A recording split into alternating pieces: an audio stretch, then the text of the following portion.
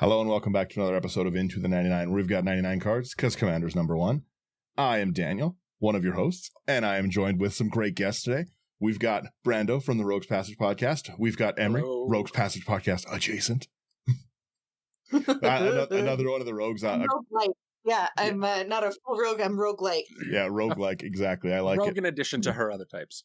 Yeah, exactly. So for everyone, I'm gonna release this episode basically immediately. So for everyone who listened to today's episode, it was called Black Monday. Black Monday was talking about last week's stuff. It's Monday again, and it's Blacker Monday.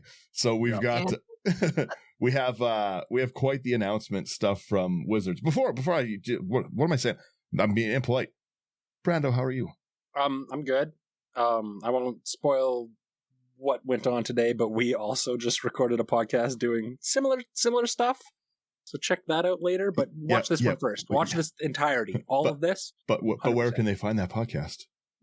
On the Rogues Passage on YouTube, or on Spotify, or on Apple Music.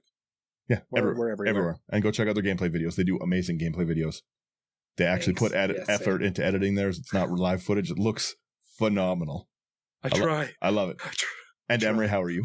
I'm doing good. Just got off work. Excited to start talking about other things that make me sad, unfortunately. But this is like therapy, getting to sit down and talk about all the stuff that's happened in the last 2 weeks. That's fair. And Sherman, last but not least, how are you? I'm annoyed at this announcement. I'm annoyed. I called it. Yeah. I knew this would happen. Let's talk a little bit about what this announcement is. So it's on the future of Commander. This was the September 30th announcement, bright and early this morning. We get into it. It says the past week has been tumultuous for Commander fans, members of the Commander's Rule Committee, and the Magic community as a whole. Along the way, we've seen players and fans share a diverse range of passionate opinions, far too many of which were harmful or malicious.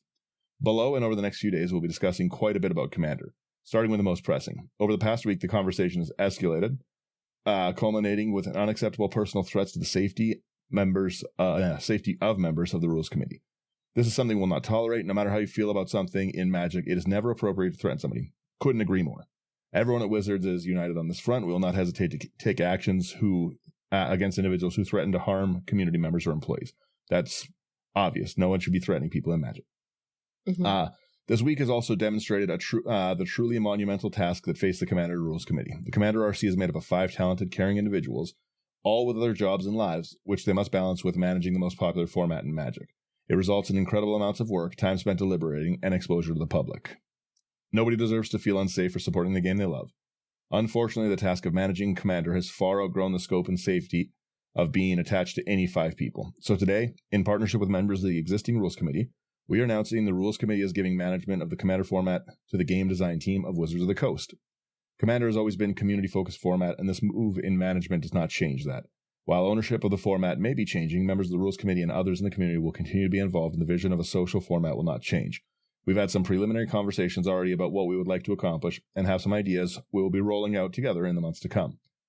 Working with the community to craft this format is critical to all of us. We've opened a new Discord channel on the official Magic Discord, and we'll have a weekly MTG stream talking about this tomorrow, October 1st at 10 a.m. PT on Twitch Magic, so I assume that's going to be flooded. What's next?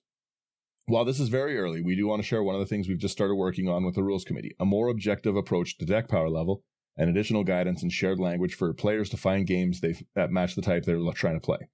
It isn't anywhere near finished yet, but as part of building with this community, we're opening it up for feedback, thoughts, and your version of how it will look. Think of it like an open beta. Here's the idea. There are 4 power brackets, and every Commander deck can be placed into... Well, pardon me, sorry, I'm dying. I'm dying. Yeah, here we go. There are 4 power brackets, and every Commander deck can be placed into one of those brackets by examining the cards and combinations in your deck and comparing them to lists we'll need the community to create. You can imagine a bracket as one of the baseline of an average pre-con deck, or below, and the bracket 4 is high power. For the lower tiers, we may lean on a mixture of cards and a description of how the deck functions, and higher tiers are likely to defined by more explicit list of cards. This is the most reading I've ever done. So many painkillers. For example, you could imagine bracket 1 has cards that easily go in any deck, like Swords to Plowshare, Grave Titan, and Cultivate. Really quickly before that, how often are you guys seeing Grave Titan in games? Not for close to a decade. I haven't seen Grave Titan in ages. I play against several Grave Titans all the time because I have my roommate specifically who plays zombie decks all the time. That's fair. And she's makes got sense. like 3 zombie tribal decks. All right. So I personally play against it a lot, but And then the same, like they said, like Swords to Plowshare, Grave Titan, Cultivate, and then Vampiric Tutor, Armageddon, and Grim Monolith. Again, how often is Armageddon and Grim Monolith coming up in your games? I don't I think. play Grim Monolith a lot. I don't play Armageddon because it's a poo-poo, right? Yeah, Nobody I wants literally it. have my Armageddon, old white border Armageddon, sitting in my collection binder because it doesn't see the light of day. Yeah. Otherwise, my friends start to hate me. Yeah. Yeah. So it says these are cards that make the game more consistent, lopsided, or faster than the average deck. I always say that the C and CEDH is for consistent. The more consistent your deck is, the more you can actually do with it, right? But I digress with this wordy thing. We're nearly done. In the system, your deck would be defined by its higher bracket card or cards. I've got to say right now, that sucks. This makes it clear what cards go where and what kind of cards you can expect people to be playing. For example, if Ancient Tomb is a bracket 4 card, your deck would generally be considered a 4. But if it's part of a Tomb-themed deck, the conversation may be, my deck's a 4 with Ancient Tomb, but a 2 without it. Is that okay with everyone? Will this system guarantee perfectly matched games? No. That might be fine at your table, but if it gets the conversation started from a shared understanding, that's already great for the table. We would love to hear what you think about this and which power brackets you would place certain cards in. We'll be evaluating the current ban list alongside the Commander Rules Committee and the community. We will not ban additional cards as part of this. We will not ban additional cards as part of this evaluation. While discussion of the banned list started this, immediate changes are not a priority. For now, the safety and well-being of the Commander's Rules Committee is a top priority. What happened in the past week is entirely unacceptable. By working together as a team, we can shoulder the responsibility of this format and everything that comes along with it. Stay tuned for more. Join our Discord, blah, blah, blah, blah, blah. All right, we're back. Okay. Let's open to initial thoughts. I'd love to hear whoever wants to take it. Take it, please. I mean, we could literally go paragraph by paragraph and just start talking about it, because there were points where you were talking about stuff and I was like, oh, I got opinions on that. As I was reading it, I was like, I want to talk about this. I was like, I'm talking so much. Everyone's probably got opinions. Let's start right at the very beginning. So the beginning is the threatening the Rules Committee. Like I said, I don't think anyone that listens here threatens people, and I don't know anyone who would be threatening people and stuff, right? It's kind of like no offense to many players, but like, Matt, it's a crowd of people who are out of breath running upstairs. How serious are the threats, right? But threats are never okay. No one should do that. The doxing was like wildly inappropriate. You can be mad about something, but threatening people is just crazy. This is a game. At the end of the day, it's a game. We're having fun. Yep. We're friends. I don't think I've seen a single person say like, you know what, those threats were good. So I'm glad it's like a nice like united thing. But like, as far as like the rest of it, like, the reaction was over the top. I'm sure you guys in your own communities have like seen your stuff. Like, what was it like for you guys seeing? It's for me. I mean, like, when I heard today that like they were getting death threats, I wasn't surprised. I mean, there's lots of people in this community that are incredibly opinionated to the point where, you know, they get really aggressive about stuff. For me, like in my play groups, people were just saying like, we're gonna quit playing Magic. And to me, I take that very seriously because I like playing with all of those people. So I was like, okay, well, how do we figure out a way to make you happy with playing the game again? And that came into the discussion of, are we going to just ignore the ban? Like, is that what's going to make you happy? And across the table, people were saying like, yeah, actually, I want to ignore the ban because it felt like they just stole thousands of dollars from me. Mm-hmm. And it's like, that's fair, but you also made the choice to spend thousands of dollars on cardboard. And once again, just full cardboard. Yeah, once again, we discussed this in an episode before. We think most of the outrage isn't the fact that people are told they can't play this game. They're told this and that they lost money. And that's where all the outrage is coming from. And once again, we're just like, guys, grow up. Yep. I don't think it's even mostly from the money thing. Like I just don't like bans in general, right? Like I don't think I'm big on talking about the game you want to play. I'm big on like having those conversations, like having pretty matched ones, but it's got to be before and after. Like, how did everyone feel? Like, I kind of got blown out that game. Like maybe I thought my deck was a little stronger. Could we try something different? Right? Like have those conversations and stuff, right? Oh yeah. Brando, what was your play group like? For the most part, well, Ems is part of the same play group. Most of it has come from a resounding people haven't really cared that much, or a pseudo agreement of like, yeah, this sucks, but the points that have been made out there in the internet ether of like, is the general format of Casual Commander gonna be better because of it? And there seems to be a sentiment that it's like, oh yeah, like games are probably gonna feel more fun, quotation marks, because things are more leveled. There was no real negativity outside of just the general scope of people being bummed, but like the biggest factor, at least for me specifically, is similar to like Dan, is like, these bans don't need to happen when they're not, like Nadu was a ban that needed to happen. Yeah, that was crazy. Because it was breaking the game and it was causing a situation where it's no longer about 4 people playing a game. It's one person taking an hour-long turn and maybe they win, maybe they don't. It was the same thing like Paradox Engine. It's like these old cards that were broken. They were doing bad things and just shutting off people's ability to actually just enjoy the game. Mana Crypt, Dockside, Jeweled Lotus weren't that. And I think that's where most of a lot of the animosity on like the they're banned is coming from. Where just like, I on our channel put out a short when I woke up in the morning. I literally woke up to like a flood of messages in our group chats of like the bans that happened. I took a look at it. I recorded the thing, posted it right to YouTube, where I'm just like, what? None of these cards were broken. Like what sense does any of this make? I think a lot of it comes down to like people playing in different games and then just having a game where they sit and do nothing while 1 or 2 of the other players just go off. And I totally understand being in that situation. That's why I've gone and made a lot of my decks better and more consistent, is because I want to sit down and do something, you know?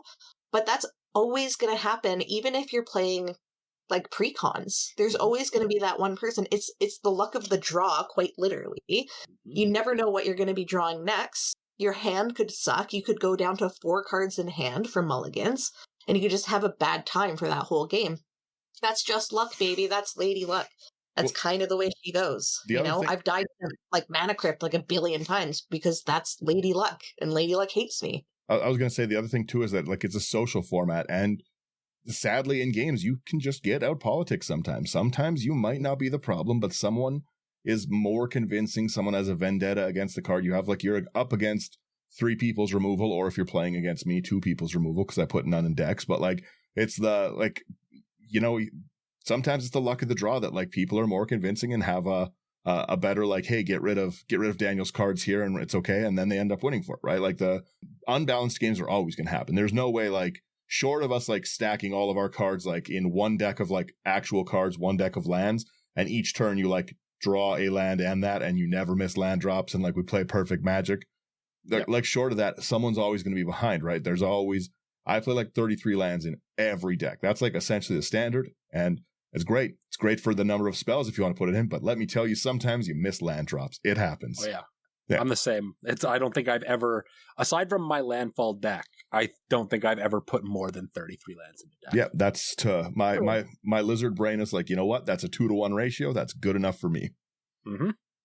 But I usually go 34 or 36 depending on the deck.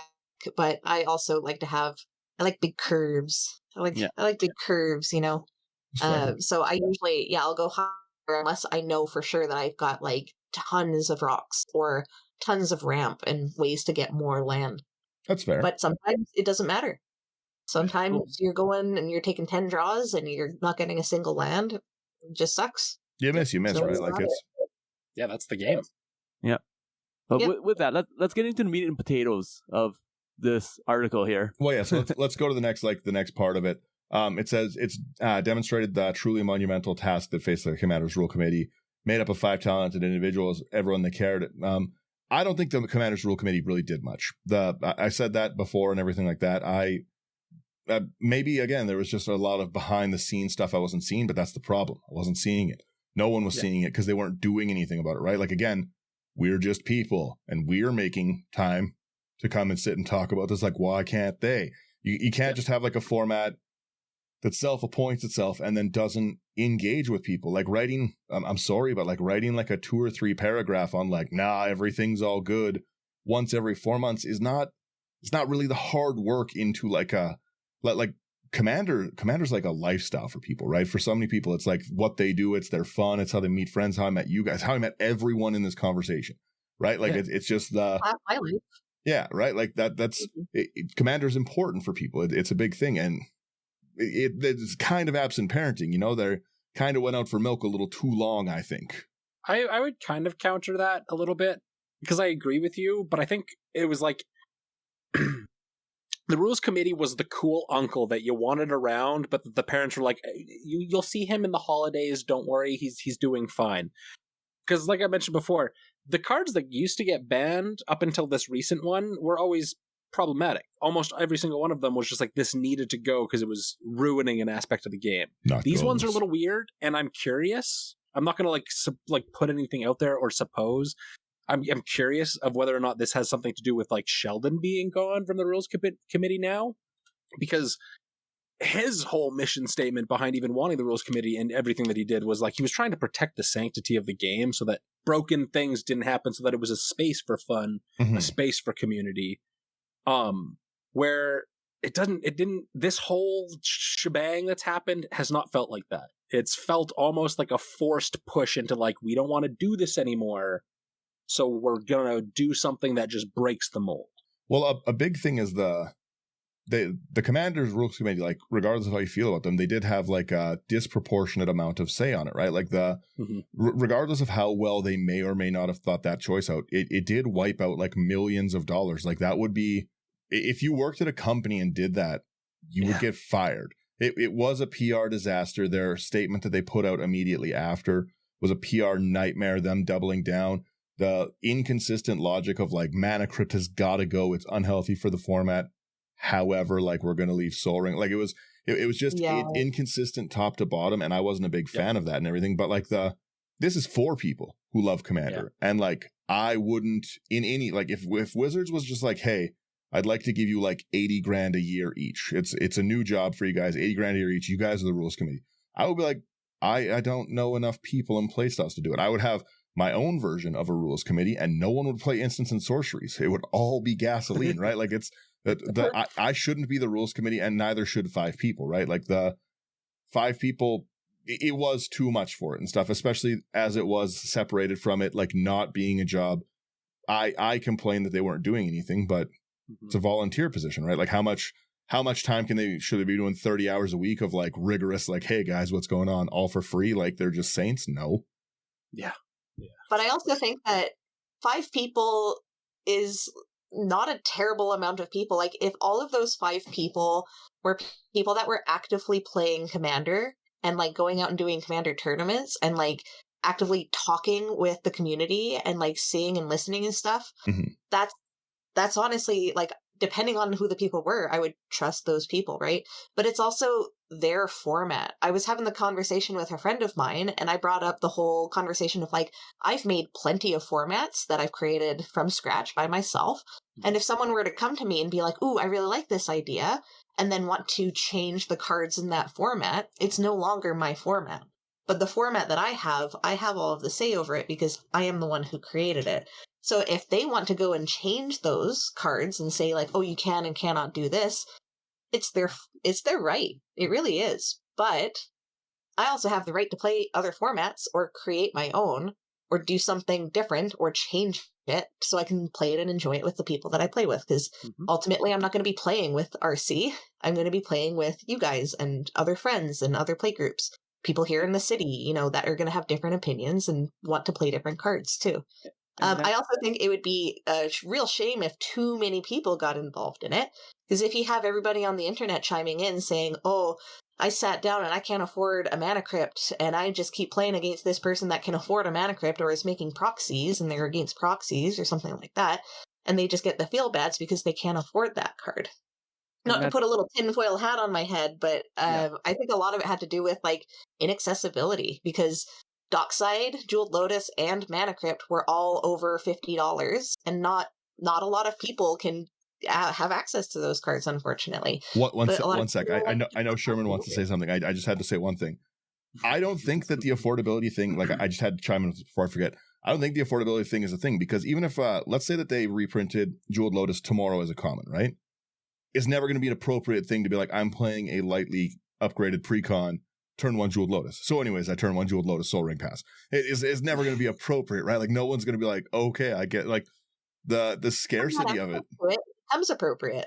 Huh? You know, if they started printing that in every precon and everyone was playing with it, it's just, again, it goes back to the luck of the draw of if you get it turn 1 or not. But I don't think people would. I think that it was pretty universally understood that this was a powerful card. Yeah. Yes. Oh yeah, absolutely. But I think a lot of the thing to do with it is like the price on it too, because like if everyone had one, I don't think it'd be a big issue. I still think, regardless of the price, it would still be an issue. Now, the reason why that let's step it back for a second. Okay, now why is the rules committee saying that they see this problem when the four of us here don't really see this problem? Okay, let's take a step back for a second. People on the rules committee are well known. Okay, so if they go to an event, they're going to play against people that are like, hey, I want to show off my deck. And most of the time, when that happens, you're throwing out pretty pieces of artwork on the on the mat and saying like, hey, check this out. And they tend to be higher priced. You guys have gone to events. We've gone to events. We see this constantly. Okay. So part of it, their idea of this stuff creeping in on casual formats could be skewed because of that. And also because Wizards has been pushing for a lot of these chase rares. Okay. So the more you're throwing in, the more accessible it is. Just because someone can't afford paying $250 for a mana crypt doesn't mean that they're not going to luck out one day and be like, hey, I just pulled it out of a pack. Well, yeah, you want to chase expensive cards, otherwise why buy packs, right?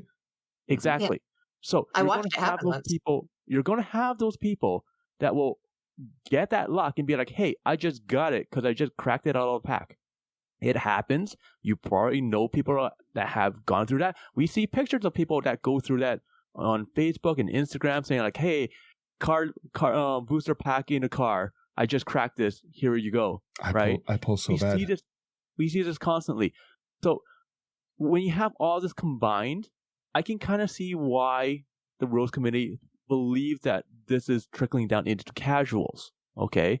But at the same time, we don't know their scope. They're not sharing. The problem is they're not transparent. They're not sharing the data. Now, at the same time, okay, if the rules committee is not sharing that data, and we said, hey, can you share it? Maybe, even though we know for a fact they won't share the data, there is a possibility they would. Okay, but now that it's gone to Wizards, they'll never share that data. They'll never, ever do that, no matter how big the outcry is. And that's one of the problems I have. Well, I was going to say really quickly, Wizards does share the data, though. They say like things that they'll be like, Nadu was like overrepresented in this format. We are banning it because of that. The same with Bridge from Below, Hogak, like a lot of they do ban things, like, unfortunately. And a lot of people don't like that they ban things, but like they at least have the balls to say like, hey, we messed up with Nadu. They were pretty quick to fix that. Nadu wasn't around long. Okay, fair. Yeah, I'll say I'm wrong on that then. Yeah, because part of it too, like taking into account, it's just like there's certain metrics that we might not be shown, but like rules committee, and Josh Lee Kwai and some of their stuff that they've talked about in the goings on here as part. I guess he's not part of it now, but as part of the Commander Advisory Group.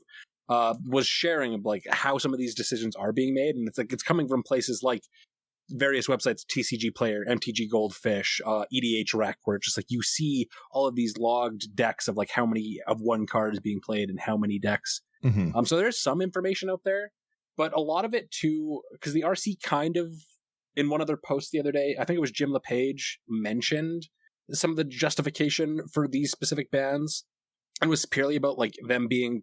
All of them are fast mana, and it was all about that idea of it's not necessarily just about the luck of the draw, which is a very solid point, because even if it's not these cards specifically, I'm playing a green deck, cool, my 3 visits into my cultivate, into my, like there's always that opportunity there. Specifically Jeweled Lotus was one of like the big topics, and then I think Mana Crypt was kind of just on the fence, and because they did Jeweled Lotus, they just tacked Mana Crypt on with it, where it was Well, a Jeweled Lotus is a turn 1 4-drop commander, assuming that it's a 2-color or a 1-color commander. And it was just causing situations to the point where like a lot of community outcry was, oh, once a person has their 4-drop commander on potentially turn 1, the pace at which trying to catch up is no longer that pace of like, it's not a casual game at that point. This is now a deck that has stepped into competitive territory. Mm-hmm. But if you're on like Dan and you run removal and you do something like I do all the time, Jeweled Lotus, I have Questing Beast, he's 4-drop, he's mono green. I get that out and I'm like, I kept a not great hand because I was like, well, I can get Questing Beast out really early. Have to exile Questing Beast, and then I'm done from the game. I'm like, okay, well now I have to get all of these mana. I have to be able to build back up and cast him for 6. Oh yeah. So there's always a drawback from that. Well, we saw the whole like turn 1 kind of argument is, and same with Mana Crypt too. Playing Mana Crypt on turn 1 is a death wish. Oh yeah. You're gonna lose the game to it because it's a 50-50 chance that you're gonna take 3 damage every turn. Yeah. Well, like the other thing too, I was going to say is like even if you stapled on the coin flip part to Soul Ring, it's that everyone still play it. That it's like it's a good enough thing and stuff. But I'm someone who plays only gasoline. In a lot of decks, it's all straight fire off the hop as fast as I can go. I played with Emery and Brando, I believe it was a week ago, and I was playing Voja and I was having a lovely time. I'm talking Findhorn into like Avacyn's Pilgrim, into like a Priest of Titania turn 2. We got a turn 3 Voja out, turn 4 Wolf, Elf. I swing one time with it. I get blown off the board and can't cast my commander for 3 more turns. Just glaring at Emery the whole time, trying to get revenge. Because that's what happens, right? I know you were upset by it, but I know it was the right decision. It was deciding between 2 evils, you know? At the time, it was the right decision, but it hurt me. But yeah, like that's what I mean, right? Like generally speaking, you build a reputation for yourself every game you play, right? And there's like I have a reputation of dirtling the game. I never like to end the game. Everyone I play with loves to just like, if they've got the kill shot, they take it. And I'm just like, how many tokens can I make on the board? Let's see, right? I love to give people that chance to do a comeback. The last game I played with Brando had to kill himself. Yeah, it literally turned into just like, okay, I'm not going through. How do I get Dan literally said, like, I'm worried because it's like, okay, like I lost, but I'm waiting for the crackback. And Dan's just like, no, I don't want to attack. No, you can keep doing your thing. And I'm like, okay, no. What? I was playing Dragons, and I'm like, okay, I have 2 copies of. Playing Mira. I have 2 copies of Niv Mizzet. Okay, yeah, every time I'm dealing that damage to myself. It hurt, but yeah, like that's what I mean, right? Like I generally do that, and I have a reputation for that, and everyone knows that. Like I play all that. Everyone knows I'm not running answers. If I have a blue deck, there's no counterspells in it. Generally speaking, it's like maybe 1 or 2. That's it. You're pretty good odds to beat me. So like I understand, like, because I play every game like a Jeweled Lotus where it's all accelerate, and I play every game against everyone at the table every time. It happens, right? So you put a target on your head every time you do it. Yeah, but that's what I was going to say is that like I don't think it was going too much. But back to like what the rules committee is, like I do think that for a volunteer thing, it was too much for 5 people. Yeah, absolutely. Like, 5 people who are trying to have, like, if this was their job, yes, if it was their job and stuff. But like I said, the amount they were doing, the amount they were actually talking about what they were doing, like all that data and stuff, it's if there was the data, they should have showed it. Doubling down their message they posted where they're just like, oh, this is the message we want to send, or this is the message we want to send to the format. That's not good. You shouldn't be sending a message to the format. The format self-corrects a lot, right? Like it's realistically, even Nadu, even if people had Nadu commander decks, your play group's going to tell you to not play it. It's the same thing. I have a Narset deck, where you just like try and like attack and get your extra turns. No one likes to play it. And every time I try to play it, everyone's just like, don't do that. And so I was just like, okay, well, I won't, because it's not fun. It's inherently unfun. There's lots of commanders like that. There's lots of gameplays like that. Talk with your group. What should have been the be all end all is talk with your group, right? At the end of the day, you're trying to have fun. Like I only know one player who aggressively does not care about if it's fun, and that's Dean. And Dean is wonderful to play with, because most people, when they're like playing like a stacks thing, they're just like, oh, like I know it sucks. Oh, I shouldn't. No, not Dean. Dean's just like, hey, that's crazy. Anyways, it's your turn. Like Dean is unrepentant about stacking the table, and it's some of the most. I love that attitude. I love, like Rule Zero is great, and like making sure that everybody's having fun is awesome too. I always say, like, run more removal, run more interaction. Then you can deal with it and then make them regret what they're doing. And I learned that because I started playing with a very spicy group who they had decks that were far beyond anything that I could possibly build at the time. So I slowly was leveling up to be able to handle those decks. And I run minimum 15 cards that are interaction or removal in every single deck. That's right. I'd have an There you allergic go. reaction if my deck had that. There we go. I'm your antithesis because, like, we play very, very differently. But when I sit down and play with you, I'm always looking at you being like, I need to make sure that I have responses for him because he's going to go off. Removal's If the you great do it, equalizer, right? Like, especially I play Tabernacle in a few decks. You guys have seen one of the Tabernacle decks. Heck yeah. If people can destroy my land, I've had that land beast within repeatedly. Oh yeah. That's the right call, right? Like, there's just removal is a good equalizer to that. And if you are seeing, like, if your early game commanders are there's so much 2-mana removal in the format that just like blows your. Some of the new commanders, yes, I agree, are pushed, like that have the ward built in and stuff, right? But I think a lot of it could have come with that. I personally think, like, the part I wanted to get to was Wizards taking over the format and stuff. I see a lot of doom and gloom on it. A lot of people saying that. So, like they said today, the partnership with the existing rules committee, we are announcing the rules committee is giving management. So the rules committee is becoming the CAG, and I believe that would make the CAG the CAG's CAG. Like, it's, you know what I mean? And now, like, now they can kind of see the same. It's obviously not going to be the same rules committee, and I don't think that's a bad thing. I'll be the first person to, like, go out and say it. Like, the game, Commander's $1 billion a year in, like, enterprise, right? Like, it's Wizards bread and butter. We're all animals and we can't help ourselves. If they make, like, a cute version of one of my favorite commanders, like they make like a cute looking Miram, like, full art card, everyone's gonna be like, all right, let's go, I guess. We're all into it. You know, right? Like, it just like, people like what they like. Commander's self-expressive, so it's a good thing. But the rules committee, good or not, you either think they did nothing, like I do, so it doesn't change, or you think they did a lot, and with the Wizards and the backing, like with Wizards monetary backing, they can do a lot more. No matter who they choose to do it, they can do a lot more. They can do a lot of that. I always make fun of Brawl. Brawl's like the bastard child of Commander. And even what they've done with Brawl, like, some people are like, well, name something good that Wizards has done. Number one, they bought Spell Table, and they upgraded it to the servers so that everyone can play. Like, Spell Table was like, it was a blessing during, like, COVID to have something to do. It's still a great way. Like, I play Spell Table with people all around the world. It's a great time. So Wizards, like, did upgrade that, and Brawl's not unplayable anymore. It's actually pretty fun on Arena, right? So I have to give them props for it. It's not the terrible thing that it once was. But even looking at what they did to Arena, if Commander ever came to Arena, you guys wouldn't see me anymore. I'd be online perpetually, right? Like, same for me. It would be so fun.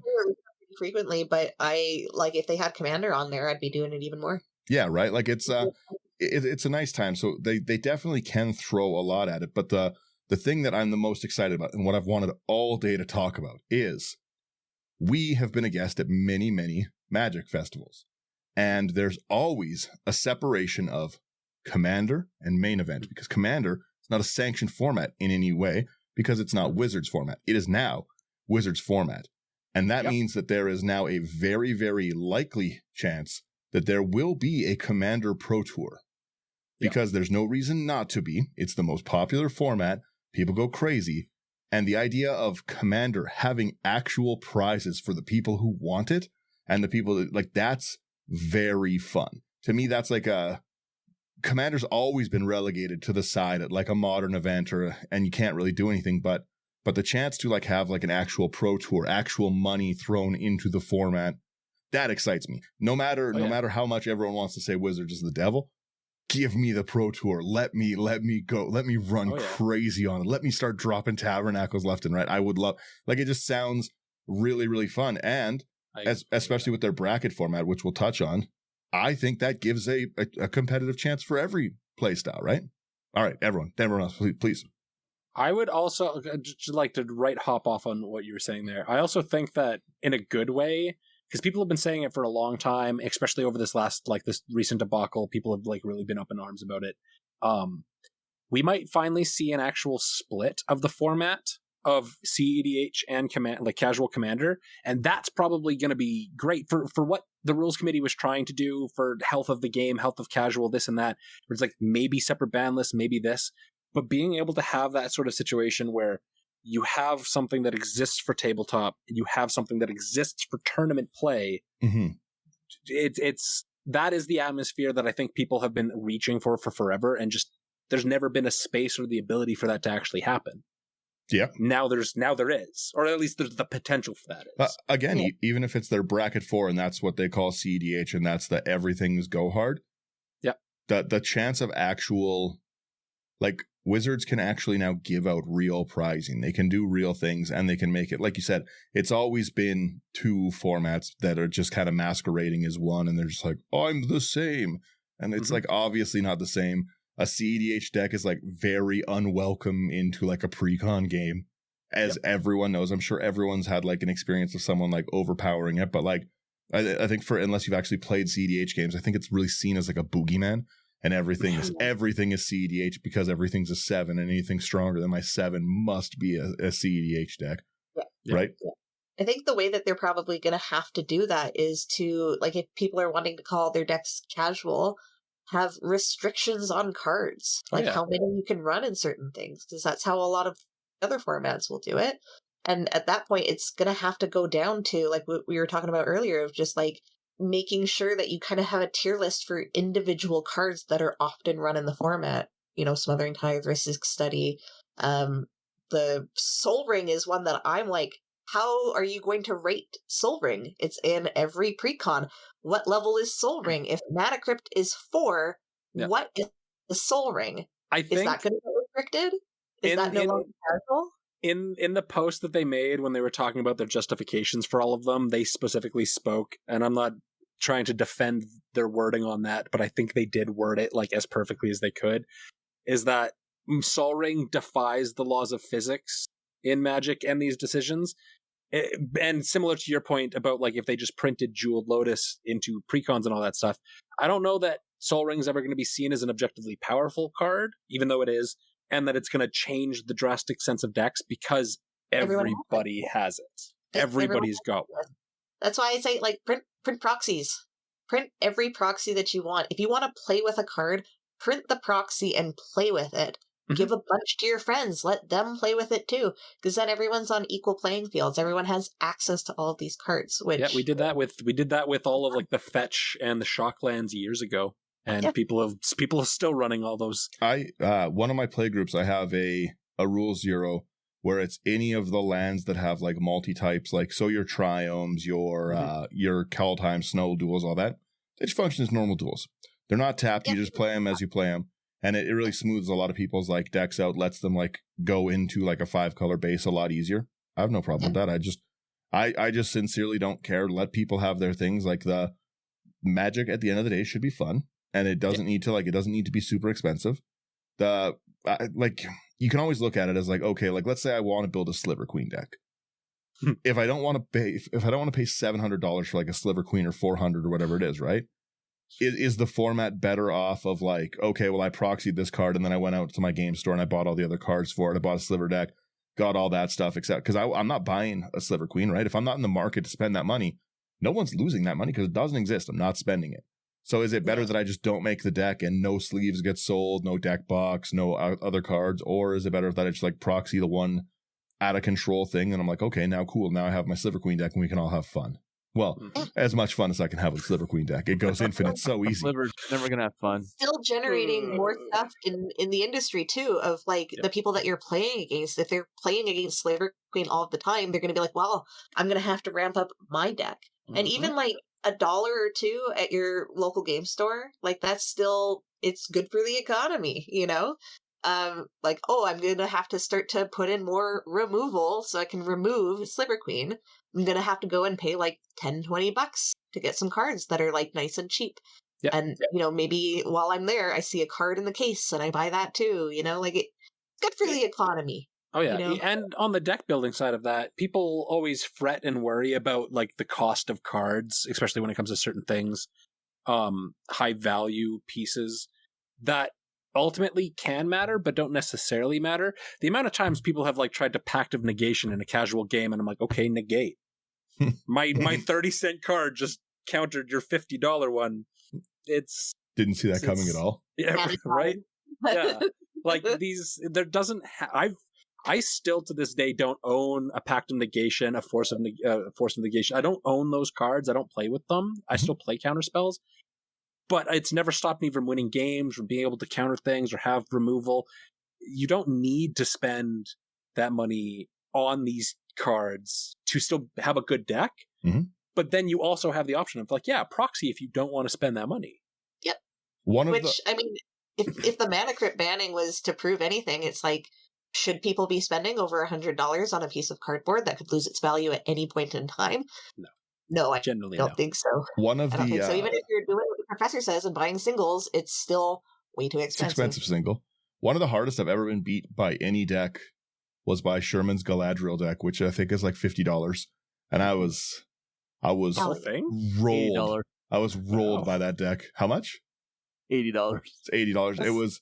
It was an aggressive blowout. It was like a 4-to-1 land ratio. It was not a close game. I dropped all my lands in one turn. Yeah, I was blown away by it. It's like like you've said before, right? Just building, you can change budget by just including those small things, right? Yeah. You can still mana leak a spell, no matter how great my things are. Like, unless I'm trying to Dovin's veto you, like it just there's so many ways around it, and you can get it. I don't think that price is the be all end all. What do you think, Sherman, about them becoming the rules committee Wizards? I have mixed feelings. Like, I'm excited that they're taking over because, like you guys said, there's a huge amount of potential there, because there could be like actual sanctioned events and tournaments and everything, cash prizes, like a pro tour, yada, all that stuff. At the same time, I am a little scared for the format because, once again, Wizards is a company and their number one priority is making money. Mm-hmm. So what is going to stop them from being like, okay, we're going to print this problematic card. We know it's problematic. We're just going to wait until everyone buys the product like crazy. And then after a year, we're going to say, oh, it's banned now, after we've run out of stock in our warehouses. That's my worry. So it's just having the rug pulled out from under you again. And we've already lost trust in them a little bit after this. What's going to stop them from doing that again once they see everything, like the money trickling in? Like, we already have an example of that with Disney, where they had the Disney Plus, where they're just like, okay, we're going to raise the price. And everyone's like, oh, I'm going to cancel the subscription. And a bunch of people canceled. And they're like, we don't care, because we literally made more money from the people staying with us than the people that have canceled. Yep. So on a just side note, it's still crazy that Disney used signing up to Disney Plus as an excuse to legally kill a guy's wife. That was pretty crazy. That was really brutal. And everyone just kind of stepped back on that, though. Everyone, is this a whole person thing? Did they roll it back, Sherman? Yeah, they rolled it back. Well, yeah, because that was they had to. They had to. Let's face it, they had to. Did you never hear about that, Emery? No, what? That's also a really bad way of explaining it. It's okay. Yeah. So, at a Disney-owned property, Disney was like the owner. The restaurant basically killed some doctor's wife, and then they over allergic reaction. Yeah, she had an allergic reaction to the food that she was like assured there was nothing in it. Had an allergic reaction and died. And then Disney tried to say that they didn't have the right to sue for it because they had signed up for a Disney Plus trial. It was in the TOS. Yeah, that it was in the terms of service, and everyone's just like, yeah, like they were doing like terms of service jokes. It's like blah blah blah blah blah. We can kill your wife. Blah blah blah blah blah. And then that doesn't surprise me from those big corrupt corporations, right? Hasbro is a corporation. That is a valid point. Yeah. But like, once again, like that one was like everyone was just like, Disney, really, like what the heck, right? And their Disney's like, okay, yeah, sorry, we're taking it back, So, but like we're going way off tangent here, so that's my bad. So it does relate with the WotC thing too, right? Yeah, kind of. Well, so I was going to say really quickly, the corporations are going to try and like defend their like monetary interests the most, right? So it's not crazy to think that they might like be like, you know what, we are going to print this like new chase card. You know what? We got to do that. But don't worry, there's a new set coming out with more, right? Like there is the risk of that. But on the other side, this showed why, like, as bad as it is, this showed why the reserve list freak out happened when it first happened. And people care about their value of cards, right? And Wizards, I at least think they have an interest in protecting that, right? Because right now Commander can now be their garbage can format, even though it's popular and stuff. Anything that doesn't work in other things, they can just kick to Commander under the guise of like, you know what, like we like the Rule 0 thing. We've decided this is a tier 4 card. Do with it what you will, right? Like they can kind of cash in on just having it be the dumpster format. Yeah. On that as well, because especially when it comes to like corporations, and I'm not going to deny that there is like a top echelon of people who are working in these corporate entities that are some level of corrupt or money grubby to the point that they really just do and say really dastardly things. But for the most part, like it's never quite that simple with things, especially when it comes to like you want to talk to like Ford or Ferrari or something, and it's like, cool, yeah, they can do scuzzy things because you can't download a car. Wizards, you would download a car. Exactly. Have you ever seen the meme and it's just like proxy players heading out and it's them like on a bike in a cardboard box and the cardboard box is the Ferrari logos on it? I love that meme. Yeah, no, exactly. I think one of the things, like, I'm not saying that it's not going to happen. Like, your prediction is probably going to come to fruition within the next 5 years to some extent.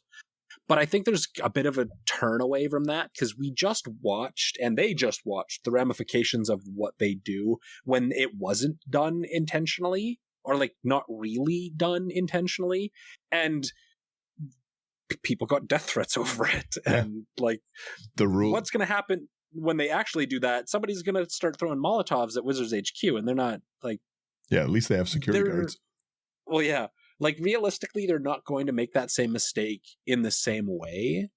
Well, and Wizards will consider it from a financial perspective, right? Like, at the end of the day, they're a business. Yeah. And then even past that there's an aspect here where it's just like, this is a company that even if there's whatever levels of corporate greed and whatever people on top that are going to, like, try and, like, call out and be like, I'm Big Daddy Hasbro, what I say you do.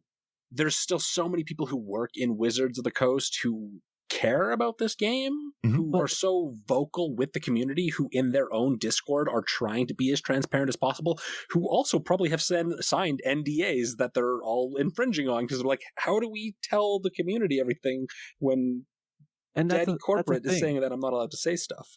And that's the thing. Like you're going to have people like that feel that way, that work for Wizard or anything. But you know what? As a company, as Wizards, I can be like, you're not the face of the company. No one really knows you. You may have like 500 followers. I don't care. You're fired. True.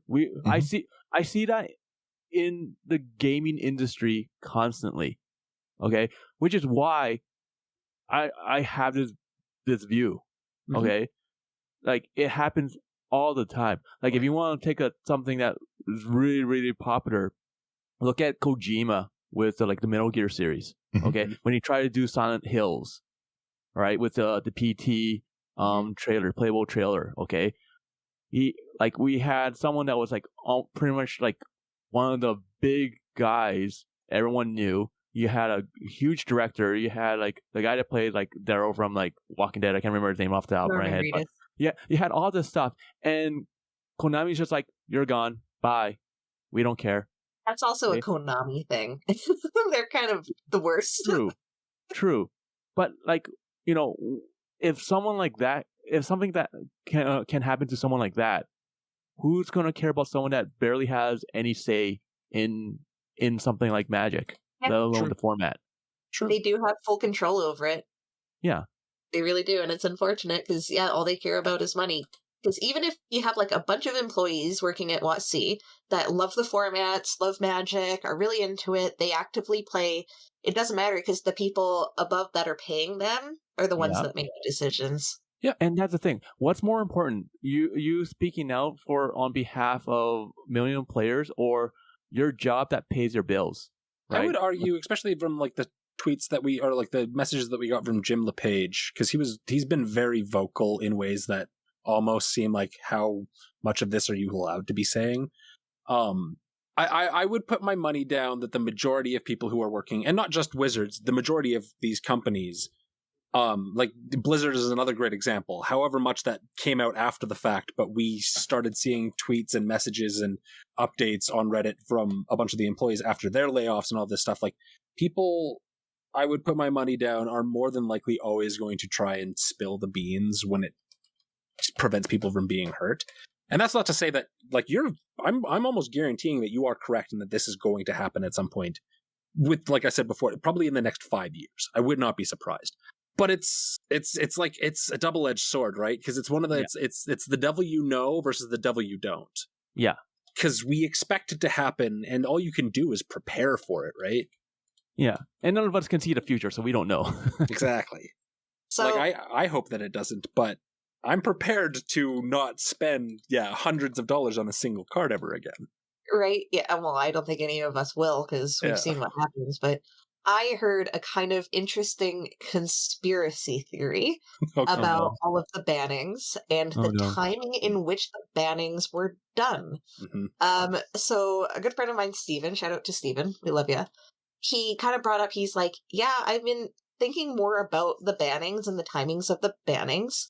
And he had just actually bought a Mystery Booster 2 box. Mm-hmm. Oh, right after, Yes.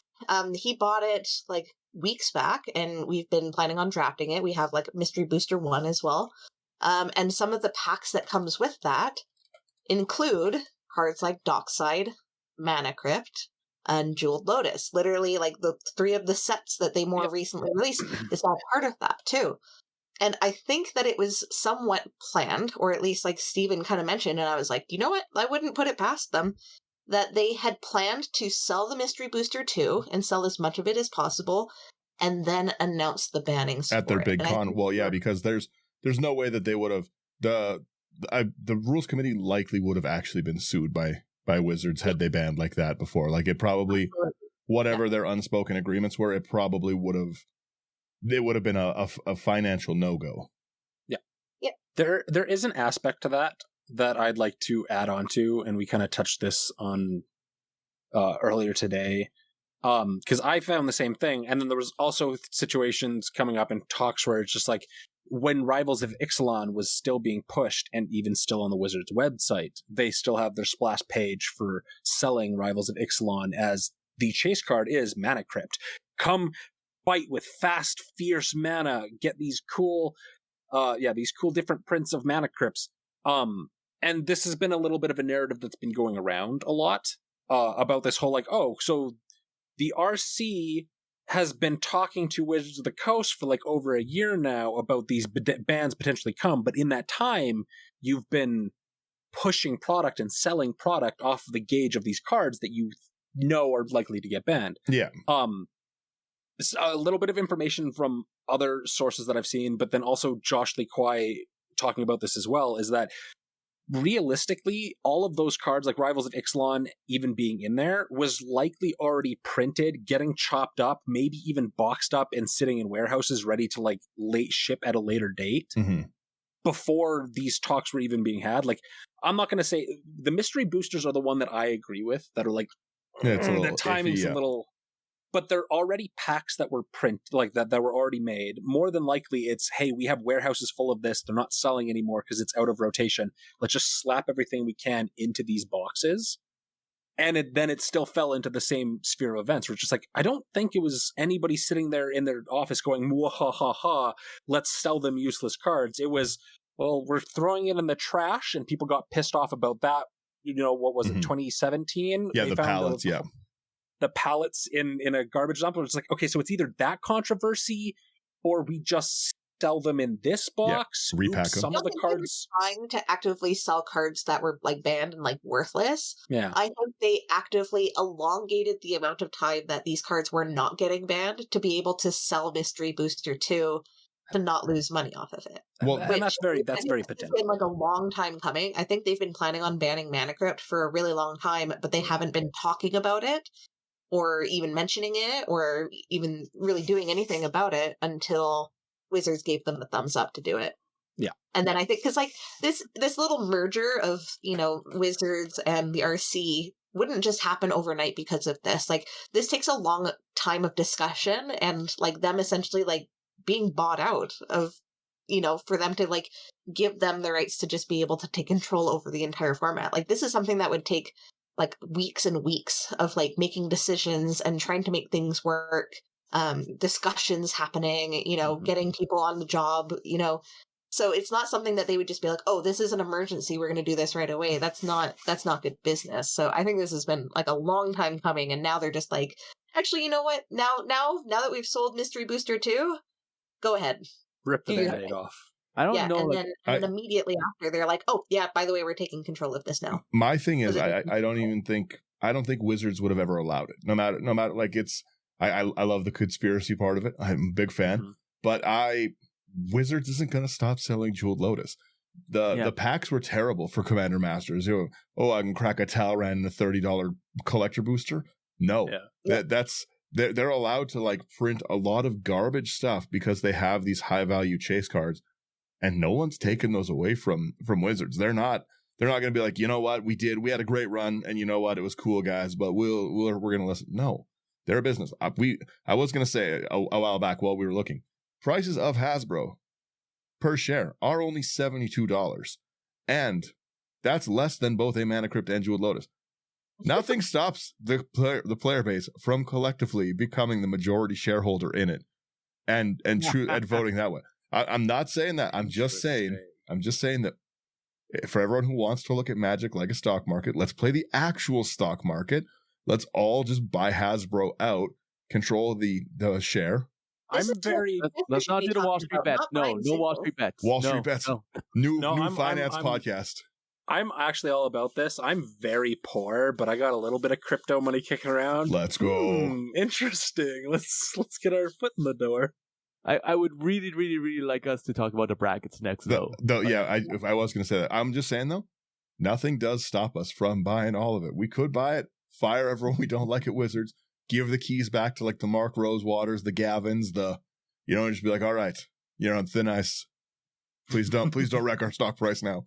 So I did want to. There was two more things I wanted to touch before we go. Number one is the brackets. We have to talk brackets, and then the last one was their talk about the ban list. So let's talk brackets. Someone else go, because I've been talking lots first. Go. I mean, is it ever going to be a reasonable thing to expect? I don't think they're ever going to be able to manage to figure out an actual system that people are going to agree with. It just doesn't make any sense. There's no way they're ever going to be able to be like, get everybody to agree on something, because it's going to come down to like salt too, of people just being like, oh, well, your deck beat the crap out of me in this particular game, so my deck is a 1 and yours is a 4. Yeah. There's no way that people are ever going to agree upon any of it. But I do like the idea of having it where it's based off of the individual cards in the deck and having a tier system of those specific cards. So if you have a couple of those cards, it's more than likely a 4 or, at least a 3. So I like where you're going with it, but there's no way that's ever going to make sense. The only thing I really have to say on that, in kind of agreement on that, is it's a next to impossible task. Some cards, Swords to Plowshares, cool, quantifiable, easy. It's right there in front of you. It does one thing. Maybe there's other cards that synergize it. It does one thing. Then you have one of my favorite cards that I've been abusing lately that is super niche. Lotus Ring. Pay 3 to equip to a creature. Tap.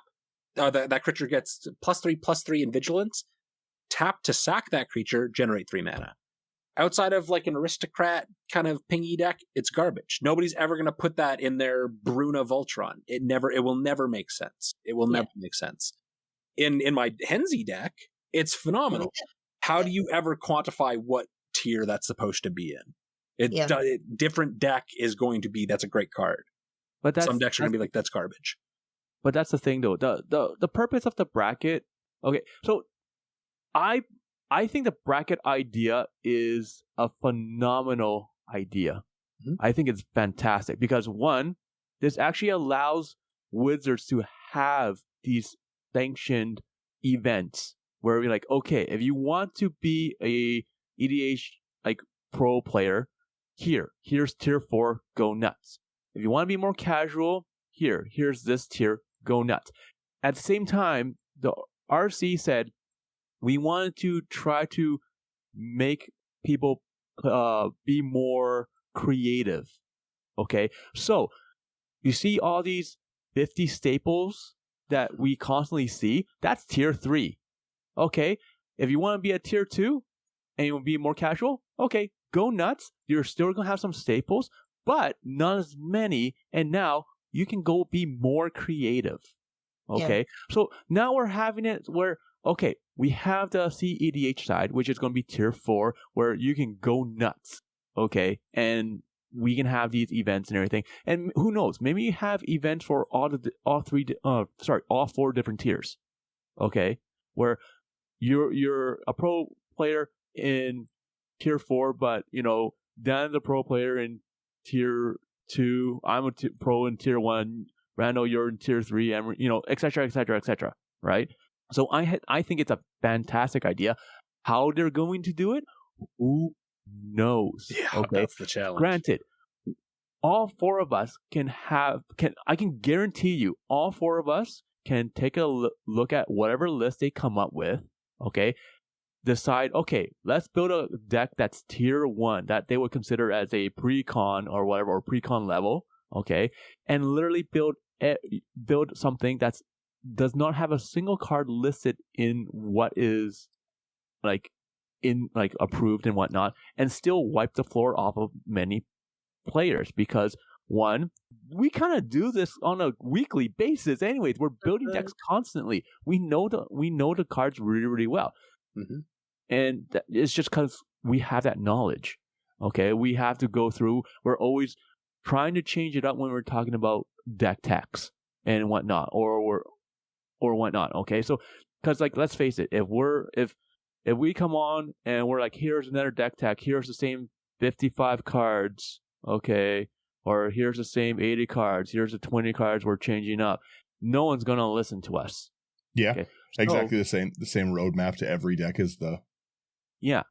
So because of that, we constantly change up what we're using, what we're trying to use for removal and all that stuff. So because of that, our knowledge is vast. Okay. Now, will other players have that kind of knowledge? I highly doubt it. There are going to be people that have this knowledge, that have been playing forever, or just love the game so much that they know every single card by heart. But the majority of people that are going to be in tier 1 are going to be new anyways. So it's more like a learning curve. And then from there, they can jump up to tier 2, tier 3, and et cetera, et cetera. So, and that's how I feel of it. I think it is great. How they're going to control it, I have no idea. At the same time, I don't really care. Because we're just going to have our own discussions about how powerful our decks are. But what I want to see. What I want to see. The only reason why we have this is because no one can be truthful about what their power level is in the first place. This is the only reason why you do this. All my decks are 8. I don't think it's even a problem with people not knowing. Yeah, I don't think it's necessarily a problem with people not everybody thinking that their decks are an 8. I just don't think people know how to judge their decks appropriately. There's a lot of people like that. Yeah. And then it depends, because it's like, here's my one hand, the perfect 7 that wins me the game on turn 3. But if they're not there, I can never win faster than turn 8. So it's it's however, tough. That is true, but at the same time, that's based around your play group. Yeah. Your play group, a 7 can be a 9 for Daniel and myself. Okay? Easy. 4 for you guys could be a 7 for us. It depends on the play group. Yeah. Every single time. So this is one of the reasons why people have such a varying idea of what a power level is. Okay? Doing something like this says, okay, this is what we think a power level should be. Okay, here's the different tiers. Now, stop arguing on what is a 7. Yeah. Okay? Yeah. No one cares anymore. Everything's because, a 7. Everything's a 7. Because your deck, okay, you have 20 cards in tier 3 and another 10 cards in tier 4. if you say it's your power level is a 6 or a 7, I will murder you. Not saying that threats are appropriate. Once again, it's because they have cyclonic We just rift. talked about this. Yeah. I think that I think it's unlikely that they're actually going to bracket individual cards. I don't think there's actually a way to do something like that. That's well, there is. Well, it's just too many cards to bracket individual cards. Like I can't see them, like there's, I think 20 or 30,000 legal cards in EDH. There's no way for them to be like, you know what, legal, not legal, bracket, not that.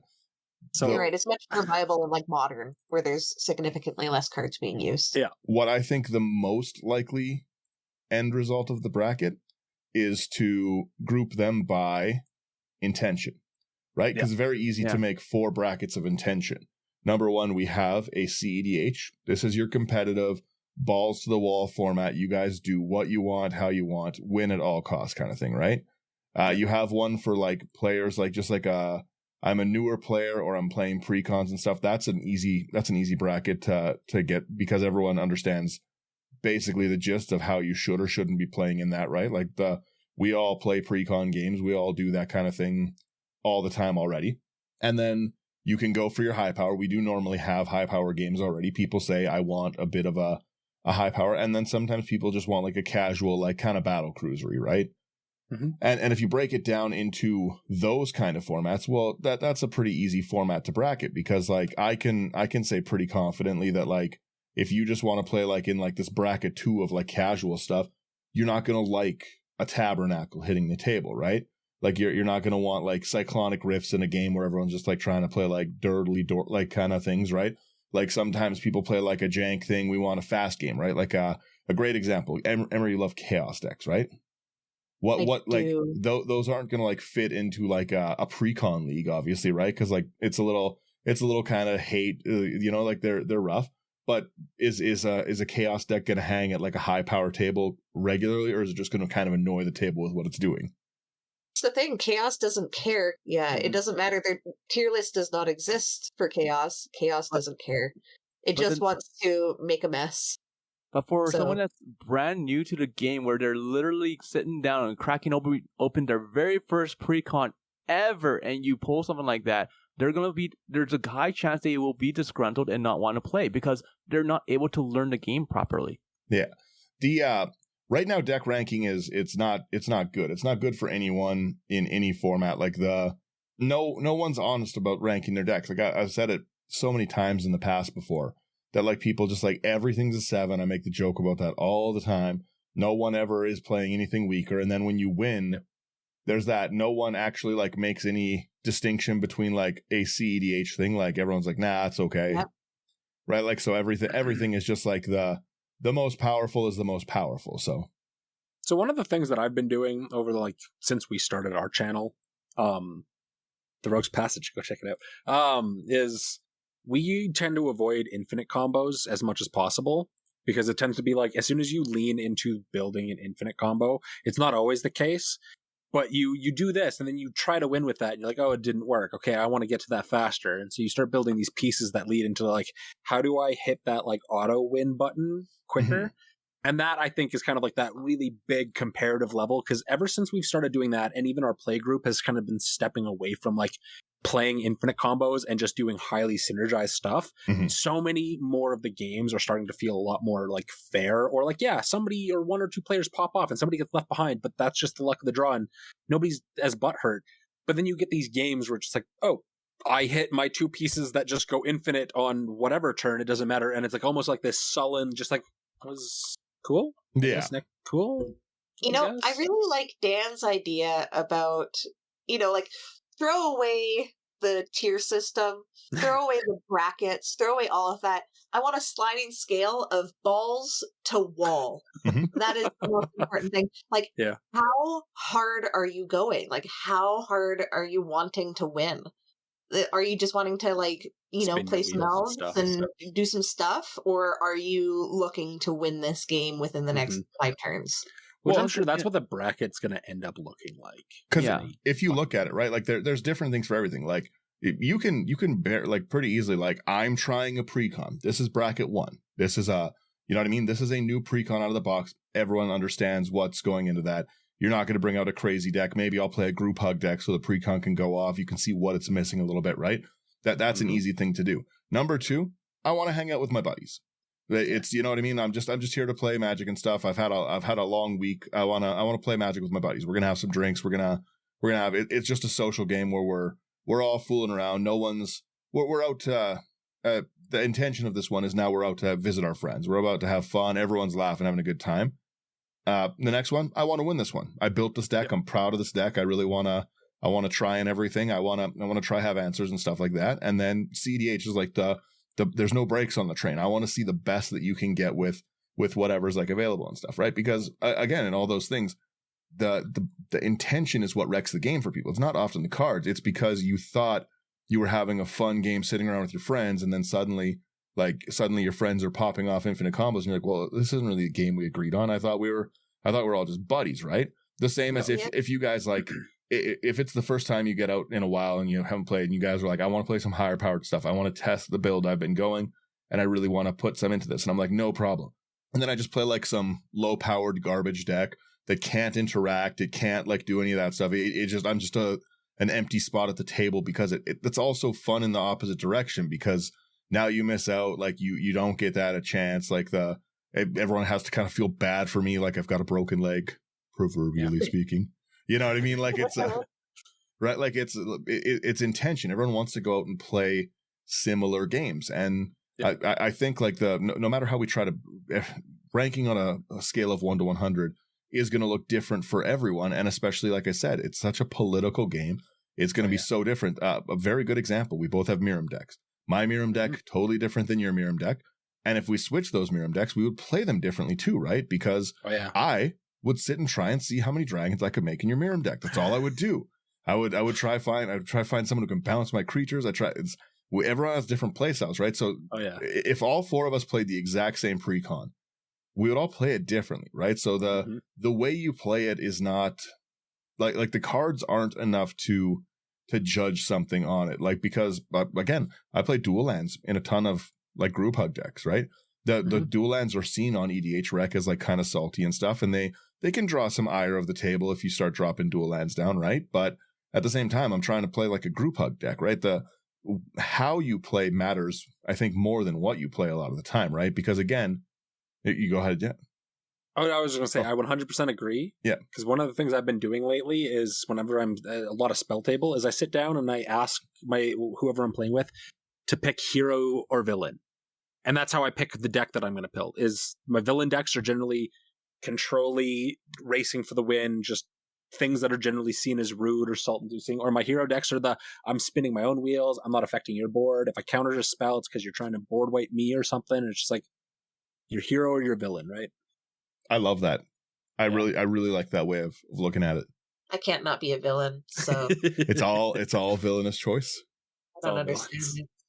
I have one deck and it's friendship, and people actively don't want to play with it because the goal is to make the games go on for 4 or 5 hours. Mm-hmm. I would love it. Yeah, that's what I built my Bumble Flower to be. No one wants to play it, so next time we play, we'll just have an 8-hour Magic the Gathering game. Yes. Oh no, that thing's going forever. I built Bumble Flower to be able to recycle the graveyards, all of this nonsense. The game is going to be perpetual. I love it. We'll just play a like 18-hour stream of one game. No one wins. Yes. I do have a win con in there, and it's Divine Intervention. Take it out. It's not a win con. Get rid of it. Everybody wins. Yeah. Listen, what you're gonna do is you're gonna remove that, and you're gonna put in the Great Aurora, because I just put that into Bumble Flower, and instead of winning the game, you're just gonna reset it. One of the saltiest I've been is I was playing a huge landfall. My what's the name? Big Cat. Windgrace. I was playing Windgrace, and I Great Aurora'd, and my little brother, Big Cat. My little brother put some mana into his pool before it, and I got my land triggers out, and I had like a lot of triggers going on, a lot of triggers, and he had enough mana with what was in his hand to hit me with that Whirlwind Denial. Yes. Yeah, I think you were in that game too, Sherman. Yeah, I remember that. Yeah, and I got all my triggers countered, 3 mana per or 4 mana per, or it's counted. Oh, Oh, I didn't like that one. That one hurt All real your bad. Field of the Dead triggers. Yeah, Field of the Dead, Valakut, like it was. Yeah, everything gone. Oh, it really hurt me. It really hurt me deeply on a financial level. That one, I don't think I've played Windgrace since. I think that retired that deck for me. That and you got to bring that guy out. That and the sleep. Back on that big cat. The sleep. Whirlwind, Denial, Sleep. It's all coming together. Like I said, my last thoughts on brackets are I don't think it's a bad thing. Worst case scenario, nothing changes, and we all just keep playing the same way we play right now, and a lot of us have fun playing anyways. And best case, it is a good system and it works good. They seem to want community input on it. It's exhausting trying to explain deck power to people and stuff, right? Like so many people just don't have the wherewithal to like be like, you know what, your deck's not very good, or it is very good, or they just leave CEDH out of it and pretend that like infinite and fast mana doesn't exist in their scale. So they're like, it's a 9, and I'm like, okay, it's a 9. I got to play some crazy stuff, and then I just bully the table for the whole thing, and like everyone's a bad, like, I don't know. I love the heroes or villain. Like, what do you want me to do on that one? I think that's like a really cool way to pregame and stuff. I think just pregame conversations, even still, it looks like they still want a pregame conversation. So I think intention is going to be the best. What kind of game do you want? Do you want to go silly? Do you not want to go silly?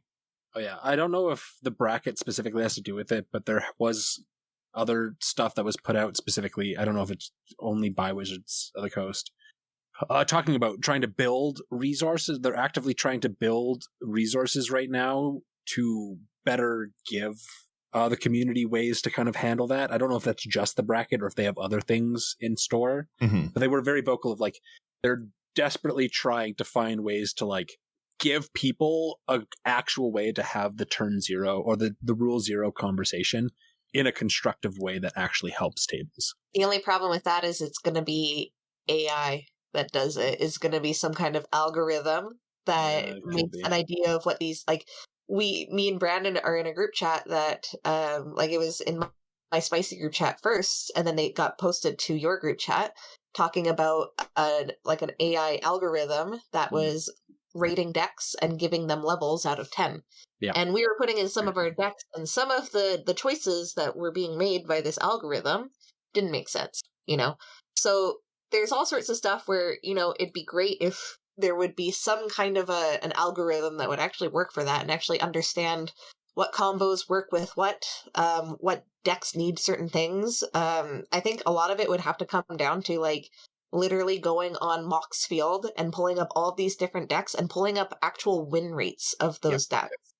But even then, like, you can't trust AI for anything. So. There's it's MTG Cards Realm and stuff. So I was that's the one, and it's got such weird things. Like let me quickly throw in I'll throw in the first list I see on here, like someone's Notions Elemental deck.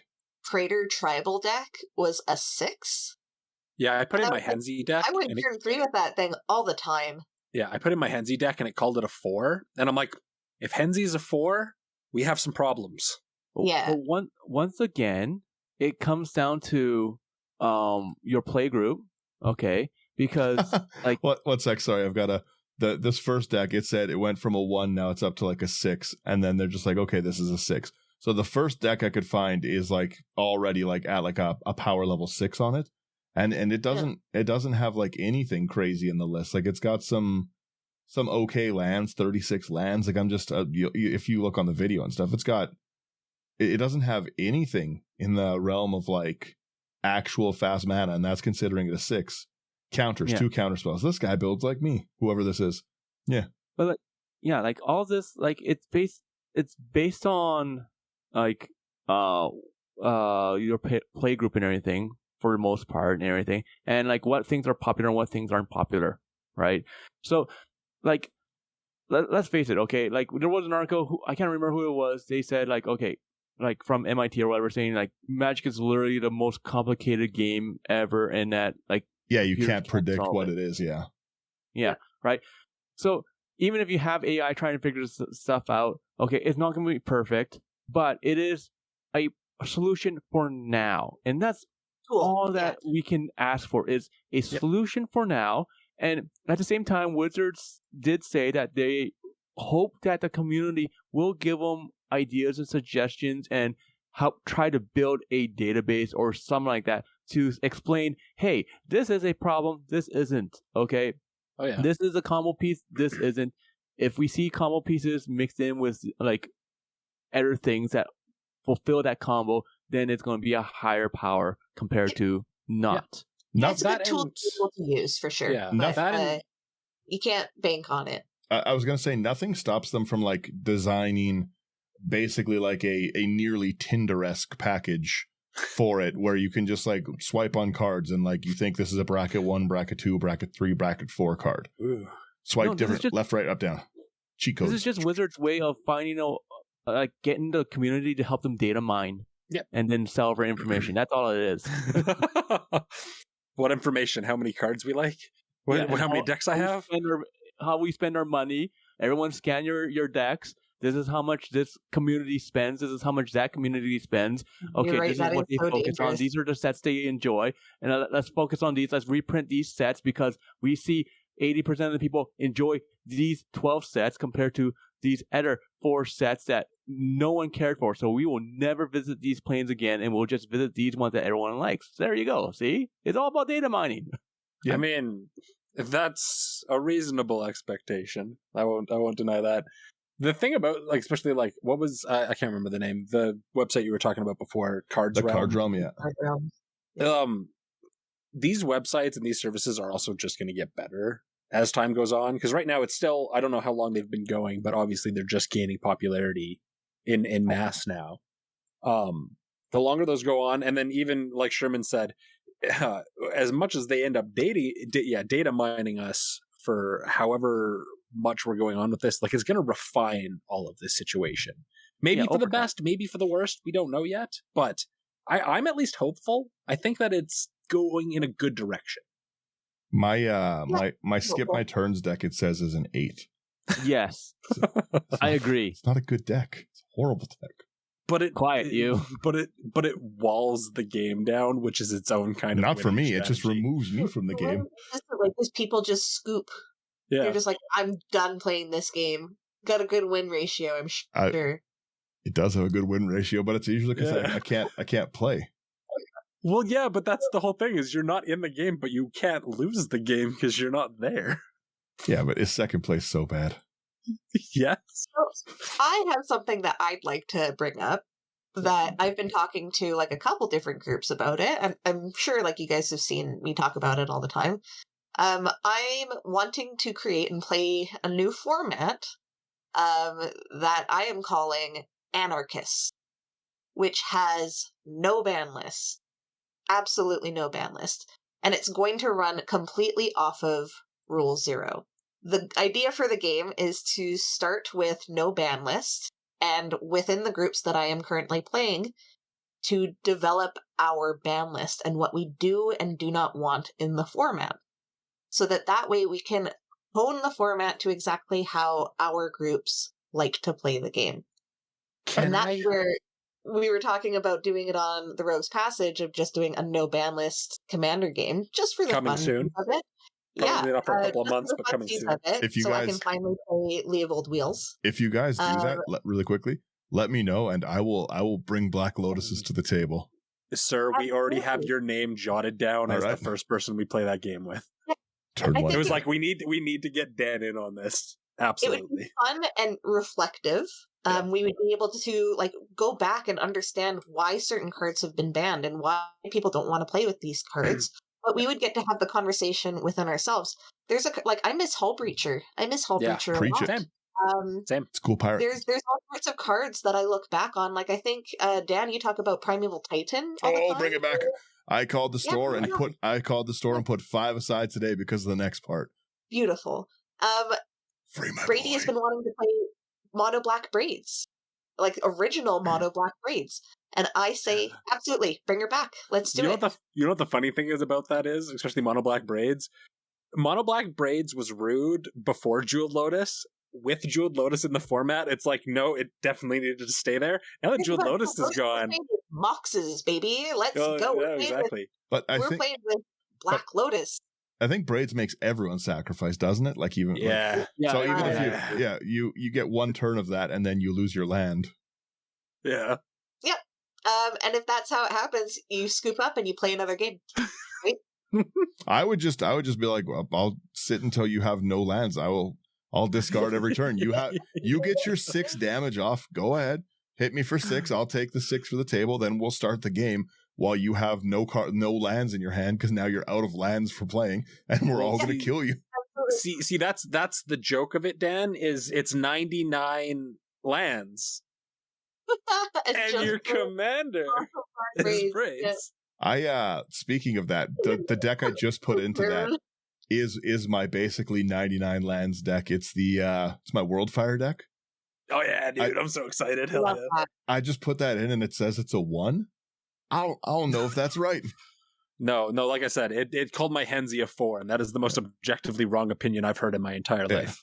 It's you have to have a counter spell on like the turn 4, or you lose to Worldfire, and the whole deck is pain lands. I don't quite know if that's a 1. I know I'm a bad builder sometimes, but sheesh. The one last thing I did want to get to is the obviously the ban list announcement that they were saying at the very end, is that they are going to discuss the ban list. That excites me. I think that that's a good thing. The ban list isn't in a good spot, and there's been so much introduced into Magic, so many different things. They've kind of been already toying with essentially making like nearly Oathbreaker by making things like the enchantment backgrounds, right? Like I love the pick a background cards. Those are some of my favorite commanders. I love them so much. And it's not long until they're likely, knowing that people like Oathbreaker, that they'll do something similar with like a spell kind of thing, right? But if somebody made like, my thing is I just like commander. If somebody made like an Oathbreaker commander and they had a commander that they wanted to pair with a spell, I'll pretty much let people play anything. I just like to play. So I think that that's like an interesting thing. They really want planeswalkers to be legal, and they keep making like can be legal as your planeswalker, but they shouldn't have to print that on that. There is some planeswalkers that would be annoying to play against, but you've seen it in Tiny Leaders, you've seen it in Oathbreaker. They're not really too problematic. Again, tables kind of police themselves. Yep. Yeah. There's a lot has happened in Magic, and they just haven't really adapted their thinking on it. I still can't understand the logic of Primeval Titan being banned with how powerful other things are right now. Like, it's a card, and there's so much removal in the format. Oh no, someone might get some lands, but green decks are already going to get their lands, right? I think the biggest focus for Primeval, and this was kind of like the rules committee kind of shooting themselves in the foot along the road, is they were banning the instigator. They weren't banning the actual problem. Primeval Titan is banned because, I'm going to go grab Gaia's Cradle and Nykthos at the same time, and oops. But those were the problem cards. Why not ban those cards instead? And I'm not saying that, hey, let's circumvent that and ban those cards now. I agree with you. Bring back Primeval Titan. Prophet of Krufix, I want to see that. It's not even broken anymore. I have a deck that has 3 lands that let me cast things at flash speed and have Seedborn in it. That's Prophet of Krufix already in the deck. It's not broken anymore. Every time I've seen a Legolas's quick reflex hit the table, it's been worse than a Prophet of Krufix, because I'm like, okay, damn, this hurts. Yes. Yeah, I play that card. That's a great card. But yeah, like I think that they've needed to, as much as everyone, it's like if you've played any CDH, everything is like consultation, thasses, everything. It's that is kind of stale. That should be removed from competitive. Get that fish out of here. We don't want that fish. Again, like a turn 1 Mystic Remora. Like there's a lot of cards that they're just kind of boring. That's how all of them are built. And I know that like the competitive meta is currently shaped around those things, but it's because they know like the CDH meta has kind of been able to thrive because they're like, they don't ban for competitive, so they leave us alone so we can find what's in the best of it. And Thassa's Oracle in like a normal deck isn't really a problem. It's, it's kind of a win out of nowhere card, but you can see it coming. You can see it telegraphed. So like it's not quite the same, but at the end of the day, some bans, some things should go on the ban list. There are some. No one likes Opposition Agent. Have you ever seen anyone cast Opposition Agent and be like, hey, that's delightful. I'm really enjoying this while you do it while I cultivate. I actually kept this hand only because I had the cultivate and my game's unplayable without it, but I've actually really thought this was very clever that you've Opposition Agent me. Well done, bravo. No, everyone gets so mad. I feel called out. I just did that to a player the other day. I watched it happen to someone searching for their second land drop. Yeah. And they were literally like, I can't play the game. And they walked away from the table. It's that's a addictive. bad feeling. And I think that's why like people don't like Hull Breachers, because it removes the card draw. Yep. But one of my players that's... goes in and Sharpies out instead on all of their Hull Breachers, and they just continue playing with Hull Breacher. Mm-hmm. That, and like Dan has said a couple times now, is its intent, because it's like Hull Breacher by itself, not a problem. Hull Breacher followed by each player draws X cards. That's a problem. That's rude.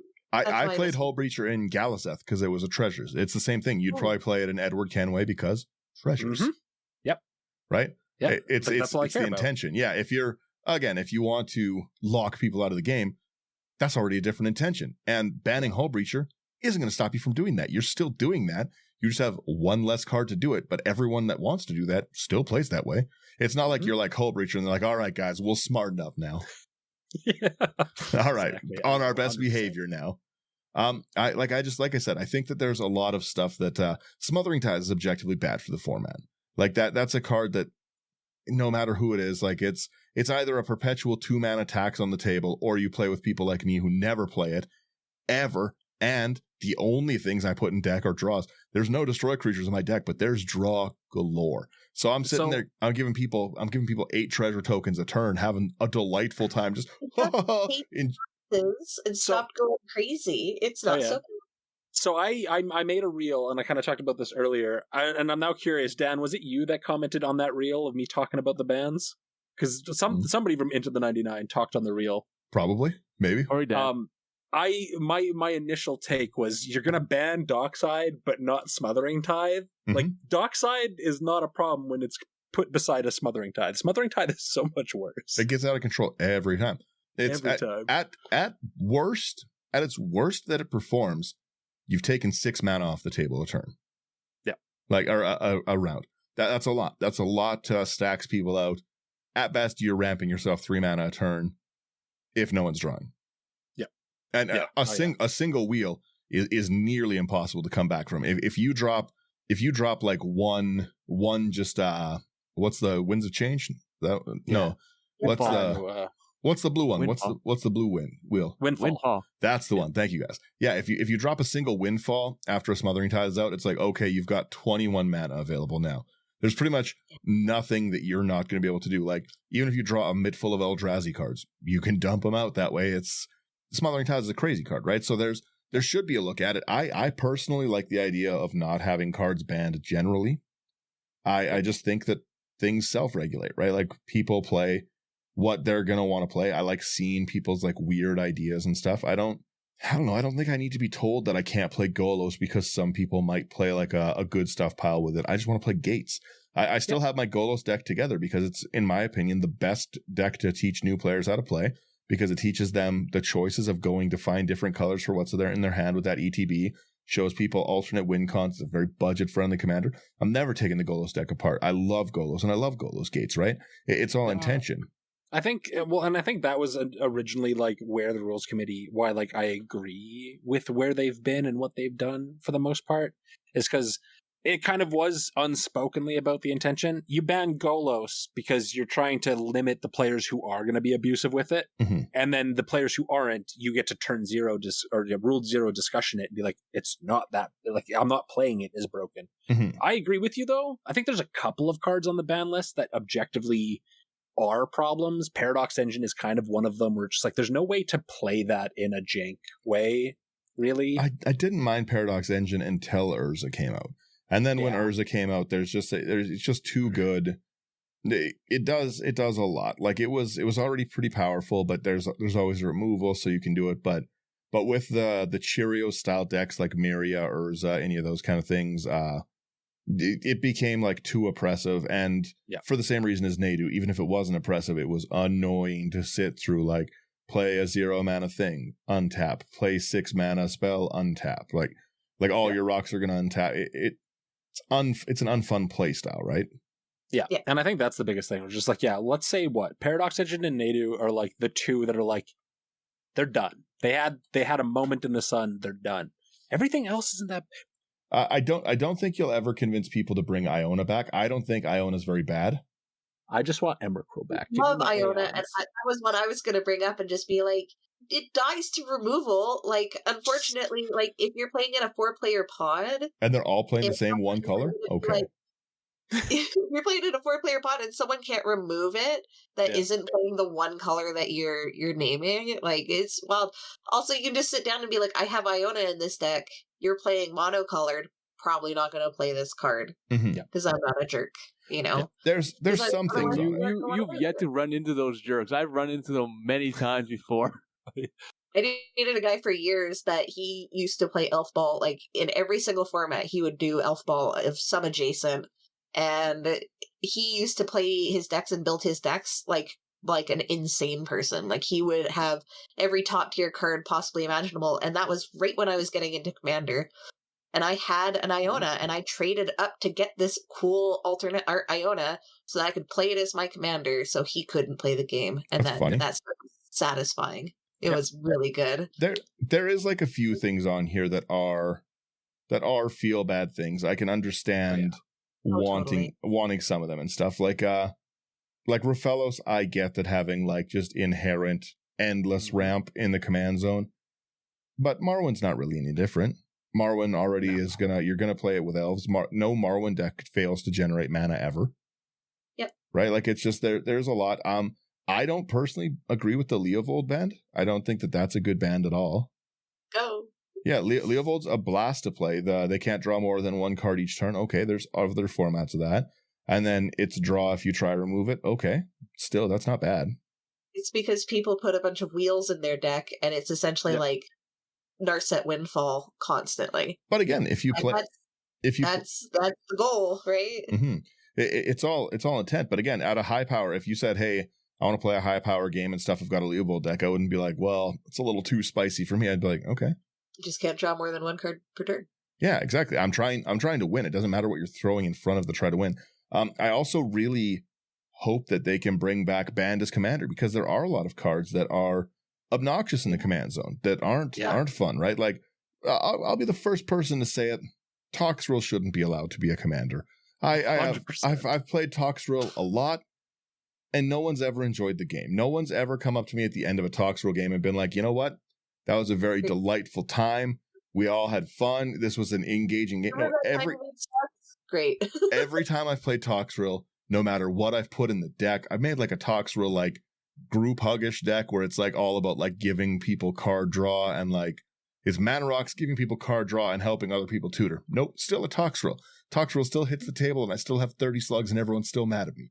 There's like Toxrill. Yeah, I know it shouldn't be in the command zone. Yeah, in a deck. Her mono white black can be like totally fine, but she should not be in the command zone because having constant access to that is just obnoxious. Yeah, there's some things that just shouldn't. Like a great thing for that would be Kinnan. Kinnan shouldn't be in the command zone. Like Kinnan just enables too much. It's a combo piece directly from the command zone, right? And if they said like you can't have your go infinite turn 2 commander, most people would be like, okay, I understand, but it could still be in the deck, still play it out and stuff, like make it a little harder. A lot of these things are, like Commander's such a unique format because the card sits there. The card sits there and we have our potential win con or our special piece always available, right?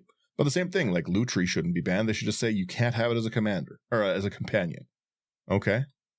Put it in the 99. Yeah, I've run Lutri in so many decks. Lutri's my boy. Free the otter. I 100% agree with that. I just put another to the deck. I pulled a full or like a foiled fancy Lutri, and from pack to my collection, it's just been sitting there, and I want to use him so badly. And they just gave us more otters. I'll let you play it. I play it. I just threw it in a Lania deck. There are some things like limited resources should stay banned. Limited resources for anyone who's not mean. It's a 1 mana enchantment. When it comes into play, each player chooses 5 lands, then sacks the rest. As long as there's 10 or more lands in play, players can't play lands. And in a 4-person game, yeah, sure. There's a few things on here, but like Sway the Stars, I don't know why that's banned, but like Sway the Stars is banned, but Worldfire isn't. Well, Worldfire used to. I think 2016 they unbanned Worldfire. Yeah. But again, Sway of the Stars is just At a 10 mana, each player shuffles their hand graveyard permanents into their library, draws 7. Each player's life total becomes 7. It's just a game reset. Like, honestly, and that one actually, I didn't know about this one specifically. That kind of surprised me too, because we were just talking about the Great Aurora. Mm-hmm. This is the Great Aurora, but now everybody's on a 7 on damage steroids. clock. Yeah. That's not worse. Or It's fun to me. I like that. Yeah, that's actually fun. Bond is one that I've always wanted to play with because I think Fast Bond is very interesting. In what scenario, other than when you've drawn like a ton of cards, does Fast Bond become like game breaking? And then again, if you drop the Fast Bond mana out and you've got 20 lands to drop out, you're already probably winning at that point. If you're holding 20, yeah, you know what I mean? If you're get the game over with, start another game. Yeah, rather than like sitting and durdling it and stuff like that. Because yeah, even like in your best case scenario, let's say that like we're Fast Bond is like a turn 1. I've got Fast Bond, 6 lands. I take 5 damage. I get a commander out that's a 5 mana commander. I now have nothing in hand, and I top deck everything until the end of time, and I've made an enemy of the table. Yeah, absolutely. Right, like that. I'm really looking forward to this anarchist format that I'm playing. Another great example of something. Through it from the beginning and just figure out like what cards we like and what we don't like, and just play however we want to play. And then we can sit down and just be like, oh, well, what do you guys want to play? And rather than having conversations of, oh, I have this card in this deck or this card in this deck, is that okay? We can just be like, let's just sit down and play anarchist, because then it doesn't matter. And then we can just play whatever we want. And then when it comes up, we can just be like, I don't like that card. Would you take that card out of that deck for me? You know? So yeah, that's just rule 0 on steroids. I was going to say really quickly before you do that, one card that should be banned, Sarah Ascendant. Sarah Ascendant's not banned. Can't explain why. A 1 mana 6/6 flying lifelink in Commander. Why not, right? No, don't take my Sarah. The whole like having it in your starting hand or not, right? It's the same thing with Gemstone Caverns. Like Gemstone Caverns, other than in your starting hand, is kind of shitty. Kind of sucks. If you're pulling straight gas, we're 8 or 9 turns in. I'm going hard and I'm looking for a win con, and I draw my Jeweled Lotus. Well, that doesn't do anything. I can't use the mana. It's not even as good as a rock. My commander's already out. Someone has to kill my commander to make it more expensive. And then really like I'm 1 mana positive. Like it's a failsafe. Yeah. It's a good opening card, but a lot of them are not. I don't know. Anyways, what were you saying? You wanted to say something, Ro? Oh, I a little off topic, on topic. I just kind of wanted to throw an idea out there for you guys. Rule 0 discussion way ahead of time. I'm going to put Sway of Stars into Bundleable Flower right next to the Great Aurora. Mm-hmm. And then, because I want it to be a deck that makes games last as literal forever as possible. Yeah. Following in you and M's lead, I'm taking after your guys' teachings here. Yeah. I want to put, I don't know how to pronounce this problem, Shahrazad, let's go. I do not want to play sub games. No sub games. No sub games. That's Shahrazad is cool. I've always wanted to play it, and I've seen it get played, and I've played the additional game and beat that game and then gone back to the original game. What is the difficult part is that it takes up the extra board state, because you have to like put away the other cards, and it's messy, and that's the thing I don't like about Shahrazad. However, I've also played Vanguard, where we have like the Vanguard cards, like the oversized cards that, do different things. It's like having an emblem that you just get all the time. One of those is Squee, and Squee lets you look at like all opponents' hands are revealed if you have the Squee Vanguard. And I don't have that card in the Vanguard format because I don't put it in there because it's not fun to have to like show everything on your side of the battlefield where you can't play lands and stuff, and then it just gets overcrowded. I like the idea of like having everything revealed, but I don't like it taking up the space. It's messy and it's not fun. So Shahrazad, I love the idea. I would let it happen one time and then be like, you can't play Shahrazad anymore because it's too messy. It messes up with my OCD and it makes me anxious. I was going to say, speaking of stuff like that, no one's ever enjoyed a knowledge pool. Anyone who doesn't cast the knowledge pool hates knowledge pool. Yeah. It's always fun if you cast it. But it's never like, oh, that's great. Now I have to put my card I actually want in here, and I get your, I guess, counter spell. Yeah, that's not. Yeah. What I was going to say, if you ever want to solve the power spiking in your group, begin playing anti-games. Anti-games are not sanctioned. It's not that. But take a D6. We roll the D6, and whoever let's say Emery's the chosen one to roll the D6. Emery rolls a 6. We all remove 6 random cards from the deck face down that no one can look at. That's the ante pile. Look at how the power level is going to go down, and look at how people are going to chill out on that when they might. And it's the same thing. You suddenly don't have your combo pieces that are in there. You suddenly don't have your infinite enablers, and you risk losing your $100 card if you want to play. Watch those budget decks come right out, and you know what? I'm going to actually have a great time with a $50 deck now. It's I love anti games. Once again, we don't condone gambling. We don't condone gambling, everyone. Is gambling's random chance. This is skill, baby. Let's go. Yeah, anti's not gambling. That's why they took it out in the first place, because they considered it gambling. Yeah, I'm sorry.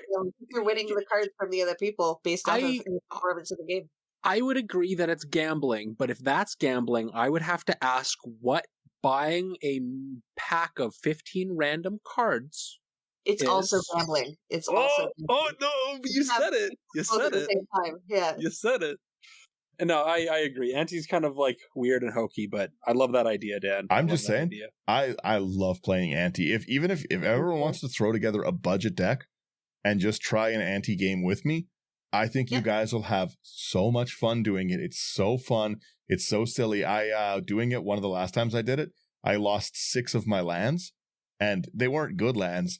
But playing a game with 6 less lands in your deck is a very, very different ratio. That takes me down to 27 lands, and let me tell you, that's quite a different game of trying to draw. I lost that game. Well, I do vintage draft, and what we do in vintage draft, because we play with Contract from Below and cards like that, and I managed to get it in my deck every single time. Yes. What we do for the ante is when you cast the card and you ante a card, you exile the card for the rest of the time you're playing at that draft tournament. So you then have to, after the game, you have to go in and find a different card and put that in your deck to continue playing the draft. So it's a little bit more fun because it's all proxies from the same guy's cube, right? Yeah. So that way you just like go in and pull out like a shittier card to put back in the deck, and you're like losing those cards, but you're not like losing it. It's not like salty and feel bad, you know. It's really fun to play that, especially like if I lose my card, like if Brandos who wins my card at the end of it, I sign all the cards that are there, and I say like this is from Daniel, and then by the end of the league, like you have cards signed by 13, 14 people. That is just fun. Like, oh yeah, you keep losing it. It's anti's so fun. But I was gonna say the biggest problem with like cultivating a ban list for this is that we have vintage legal cards. Like we have vintage light with like combo pieces there, alongside like decks that would be like a standard legal deck, right? Like I've got like, if you're making like something that's thematic to one of the new themes, right? Like you're making a clue deck. Well, you might play against like a full vintage powered deck that's like running like your monoliths, your vamp tutors, like all those kind of things, right? Like so having it like, I wouldn't say bans are what's important, but having intention there is that, because that's a crazy difference in power. That's like just being like, hey, we're going to do a quick like pickup basketball game, and it's just we've got a few NBA players here, and I'm crippled. Yeah, I'm in a wheelchair. We're going to see how this goes, right? Like there's that. But yeah, no, like I'm optimistic about it. I think that I think overall it's good. I think it's very sad, the situation that came about it. I don't think anything was good. I don't think the ban announcement was good. I don't think the people harassing it was good. The people getting angry and stuff like I thought it was stupid. I thought it was a stupid ban, but like, you don't go harass people for it. You do the right thing, which is I'm just going to ignore them. I don't listen to them. I partner whatever I want to partner with, whatever I want. Like that's the point of our format has always been that you can play what you want, kind of how you want. Why are we threatening to kill people over this? Rule zero, right? Yeah. Mm-hmm. Yeah, so like it's like I said, I think that it's I think it was a bad situation overall, but I think a lot of good could potentially come out of it with what we could get like access to, and there's that. There is always the underlying Dragon's Den situation of they're a corporation that wants to breathe fire on us and take all our money and hoard it. So like that could be bad. I think that those are like warranted claims, but I just think that there's some good that can come out of it. And if anything, like Commander can't die. I've seen so many people. This is the end of Commander. It's not. It's not that. We don't need a rules committee. We don't need anything like that. Like I'm never gonna be like, you know what? Like Commander's dead. Oh, wake up now, babe. I've got to sell my cards. No, there's no more Commander. No, I'm going to always keep playing Commander with my friends. I encourage everyone to always keep playing with your friends. Make sure everyone's having a good time. That's the only thing that should matter. The only rule is, are the people I'm playing with having fun? And if they're not having fun, that's a pretty easy thing to do. Talk to them and say, like, what would make it more fun for you? Hey, I don't like your stacks list that you only do. Hey, maybe you don't have 3 different Toxrill decks and only play Toxrill tonight. It's not Slug Night. It's not You keep inviting us over and saying, come to Sluglessdale, and it's horrible. Yep. I honestly, if you want to have a night where we just all play the worst possible decks, I'm all for it. But then we also got to follow it up with a 4-way friendship game. Yeah. 18 hours. 18 hours of friendship. I would love just I love playing. I played a 4-man back with Brian way back in the day. We played a 4-man group slug deck, and that was like one of the fastest games I've ever played. That was like horrible. There was like 3 mana barbs out. Like it was pretty rough. Yeah, that's what I like to see. Brando and I are going to be doing, he got Valgavoth, and so did I, but I'm playing it as Lord of Pain. Mm-hmm. And I hope we do it on stream, because I think it would be a blast. When we do that game, it's gonna be Lord of Pain versus Lord of Pain. Cool. Because Valgavoth versus Lord of Pain seems meh. If we're doing that, it's Lord of Pain versus Lord of Pain. Because if you guys want, I'll come play your luck on that. No, you have to play Lord of Pain. It's gotta be four, all 4-way Lord of Pain. It's 4 Lords of Pain. Let's play Lord of Pain. The only game we just got to get a Lord of Pain deck. The only game I've ever played that was like that was Brian stepped away, like during the pandemic. Brian stepped away, and me, Zach, and Benson, like some former hosts and everything, we all agreed we were going to play Orvar and not tell Brian. And then Brian came back, and it was a 3-man Orvar, the all form, and it was like, look, we all revealed our commanders on stream. And Brian's like, I'm playing Selvala. And Ben's like, oh, I'm playing Orvar. And Zach's like, what? That's crazy.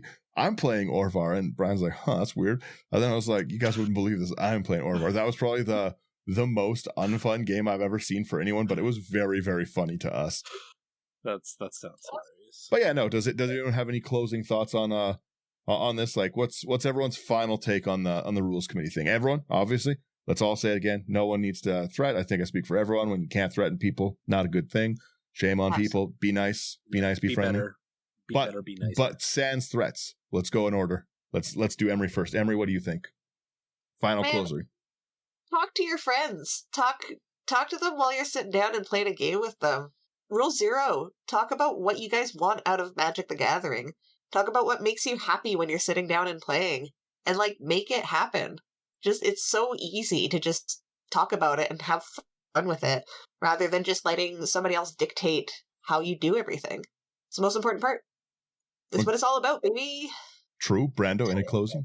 I mean, I've said a lot of it here. I've said a lot on our podcast. I've said a lot on just comments and other stuff. Really, I don't care either way. I'm going to continue to play Commander.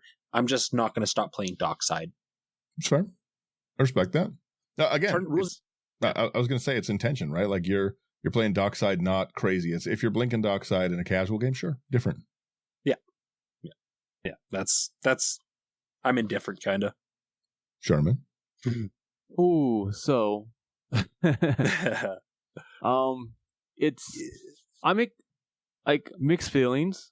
It's sad. I think it's sad to see the rules committee go in a sense, but at the same time, I'm excited to see what Wizards will bring, because now, once again, we have the money backing up certain events and whatnot, they're definitely gonna switch up the format a little bit. We know that for a fact, just from the fact that they're saying we're thinking about brackets. So we do know that they're gonna shake things up. And you know what? We're in for a bumpy ride. Let's just say that, because we're gonna have people screaming and yelling, saying, "Wizards, you screw this up once more, yada yada, I'm done, blah blah blah." You know what? We've seen this song and dance from all these people.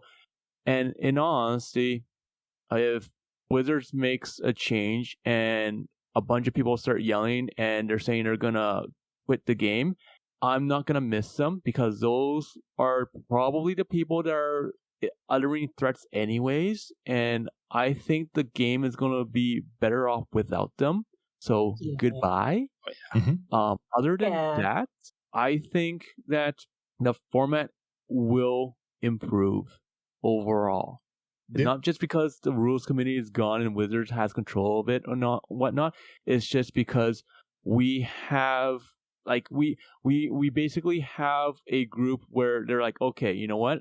We have this money. We're trying to get all this feedback. It's not 5 people that are trying to get all this feedback. We literally have like a team of like 100 people that are going to try to work on this. Sure, it might take a little bit longer, but at least we have the resources to try to figure out what might work and what might work. And that potential kind of makes me excited. So it is exciting. I like that. We are in for a very bumpy ride coming up in the next year or so, just because we know Wizards is gonna change up the format. Well, they're gonna unban Jeweled Lotus. That's happening. Their thing today, that was very clear legal terminology that they were reversing those bans. Dan called it. Let's see when it happens. We'll come back to this. Oh no, that's a very. It's we're gonna look at it. We're not doing it right now, but it's their selling product, and so is they're not leaving it banned, or they're gonna unban it for the minute they want reprint equity. But it's their commander set. Commander sets are always in the summer. We're getting maybe 5 or 6 months of it banned, and they're gonna be like, you know what? We've evaluated it. The brackets are here, and we believe that this is good. But don't worry, Commander Masters number 3. Yeah, there you go. And Lotus is the box topper or something. And you're gonna have everyone cry saying that they already ripped it up and then they already burned it and then they're done with the whole game. And once again, good riddance to those people. It's gonna be. I'm gonna call it right now. Commander Masters 3 coming out. Jeweled Lotus is in it, and then Portrait Art of Zetalpa for some reason. Because why not? Hell yeah. Why not? Why not Zetalpa in it? Yeah, right. I have a counter bet to that. Okay. Hear me out. Jeweled Lotus is going to stay banned. Commander Masters 3 is Jeweled Lotus 2, baby. Jeweled Lotus 2, let's go. We're so back. We're so back. This time you have to tap it and then untap it for 3 mana. True. Yeah. They could always do like it enters tapped, and with a stun counter. I don't know. They could balance it. Jeweled Lotus 3. Or it comes in, you kind of use it for at least 3 turns. Who knows? Yeah. Well, they just did that to that one Jace, which is weird. They did it with one of the angels too. You can't cast on your first, second, or third turn or something like that. Oh yeah, that's right. Yeah, I don't know. Possible. I hope they ban Cycrift. That's my closing thoughts. It's that's the last thing I got to say. I hate that card. Final, That's it. Like I said, it's too much doom and gloom for it and everything. It's everyone has had to. It's as content creators and stuff. It's so hard to not none of us want to sit and talk about the same thing everyone else is talking. Everyone wants their own thing. Come here for. But there's no way to miss talking on this. This was the biggest news in Commander, followed by the biggest news in Commander. Oh yeah. I'm just saying, there's nothing else they can do on next Monday, unless they unban if they unban Black Lotus next Monday. All right, I'll give them that. Talking about it again. Yeah. Next Monday they abolish the reserve list and stuff. People lose their mind. Oh yeah. Yeah, that's it. Those are my closing thoughts and stuff. I hope everyone. I hope it's been a lengthy talk. It was very nice to sit and chat with everyone about it and stuff. And I'm hoping that we can get some other ideas and stuff. Maybe I'm wrong. Maybe lots of people think differently. Maybe everyone hates it and Wizards is the devil. And you know what I mean? But I think that there's some. I think, like you said, it's both. I think there's reasons to be optimistic, and I love the idea of a Commander Pro Tour. I seriously hope that we get something like that because I would love to play Commander on a grander scale, and especially with how much can be broadcast and actually done. It would be really, really cool to all of us so many different content creators, you know what I mean? It'd be very fun to see some of them play at the highest actual levels of a tournament play, get out, get interacting, seeing I personally, a great example of this. I would love to see people have to out politics Sherman. Sherman's excellent at politics at table. Sherman gets people killed all the time while Sherman's a problem because he's got the great mind for hey, this is that, and Sherman is a killer with just these budget decks and stuff. It's something I admire in the playstyle. So I would just love to see like things like that, be open to that, because in a one-on-one format, you don't get any of that. There's no politics, and you're just trying to win. You're just trying to, it's a raw luck of the draw. But with 4 people who can be influenced, who can make little side deals of like, we got to take Daniel out because he's a problem and stuff. That's a sliver deck. We can't leave it alone. I think it just makes such a riveting format, and especially when it's like a rotating different tables. I love the idea of it. Pro Tour Commander is what I want so badly. Make the actual events. Next Monday, what they're going to do is they're going to ban Sherman. Ban Sherman. Politics. Maybe. Yeah, politics aren't allowed in the game anymore. No more deals. You can't have conversations while you're playing the game. All right, I'm done with the game. I'm going to go back to streaming chess. Yeah. See you guys later. Bye. New rule 0 is that deals are unenforceable. Wild Wild West, baby. Yeah. I don't know. That's it. Thank you everyone for getting it. I'm going to do no episode end preamble. You guys know everything. Go check out Rogue's Passage podcast. They're great. Check out the AI Armor sleeves, Abyss Proxy Shop for all the other stuff. That's it. You guys don't need it. I'll give you the nice relaxing music on the way out though. Thank you guys for so much for listening. Bye. All right, later. Nah, just give them the music for a minute. Talk over it. I don't even care. Can I finally eat my burger? You could have eaten it the whole time. I would have. So cold. Well, yeah, but like we got right into it, and I didn't want to. We did jump right into it. Oh yeah. Those are comically large onion rings. That's like a regular sized onion ring. It just looks big. Best outro talk. The only listen, M's. All I know is big rings. What does that even mean, Brando? Don't go there. Don't go there. Don't go there. Don't go there. Thank you everyone for listening so much, and have a great rest of your night. All right, later. Bye.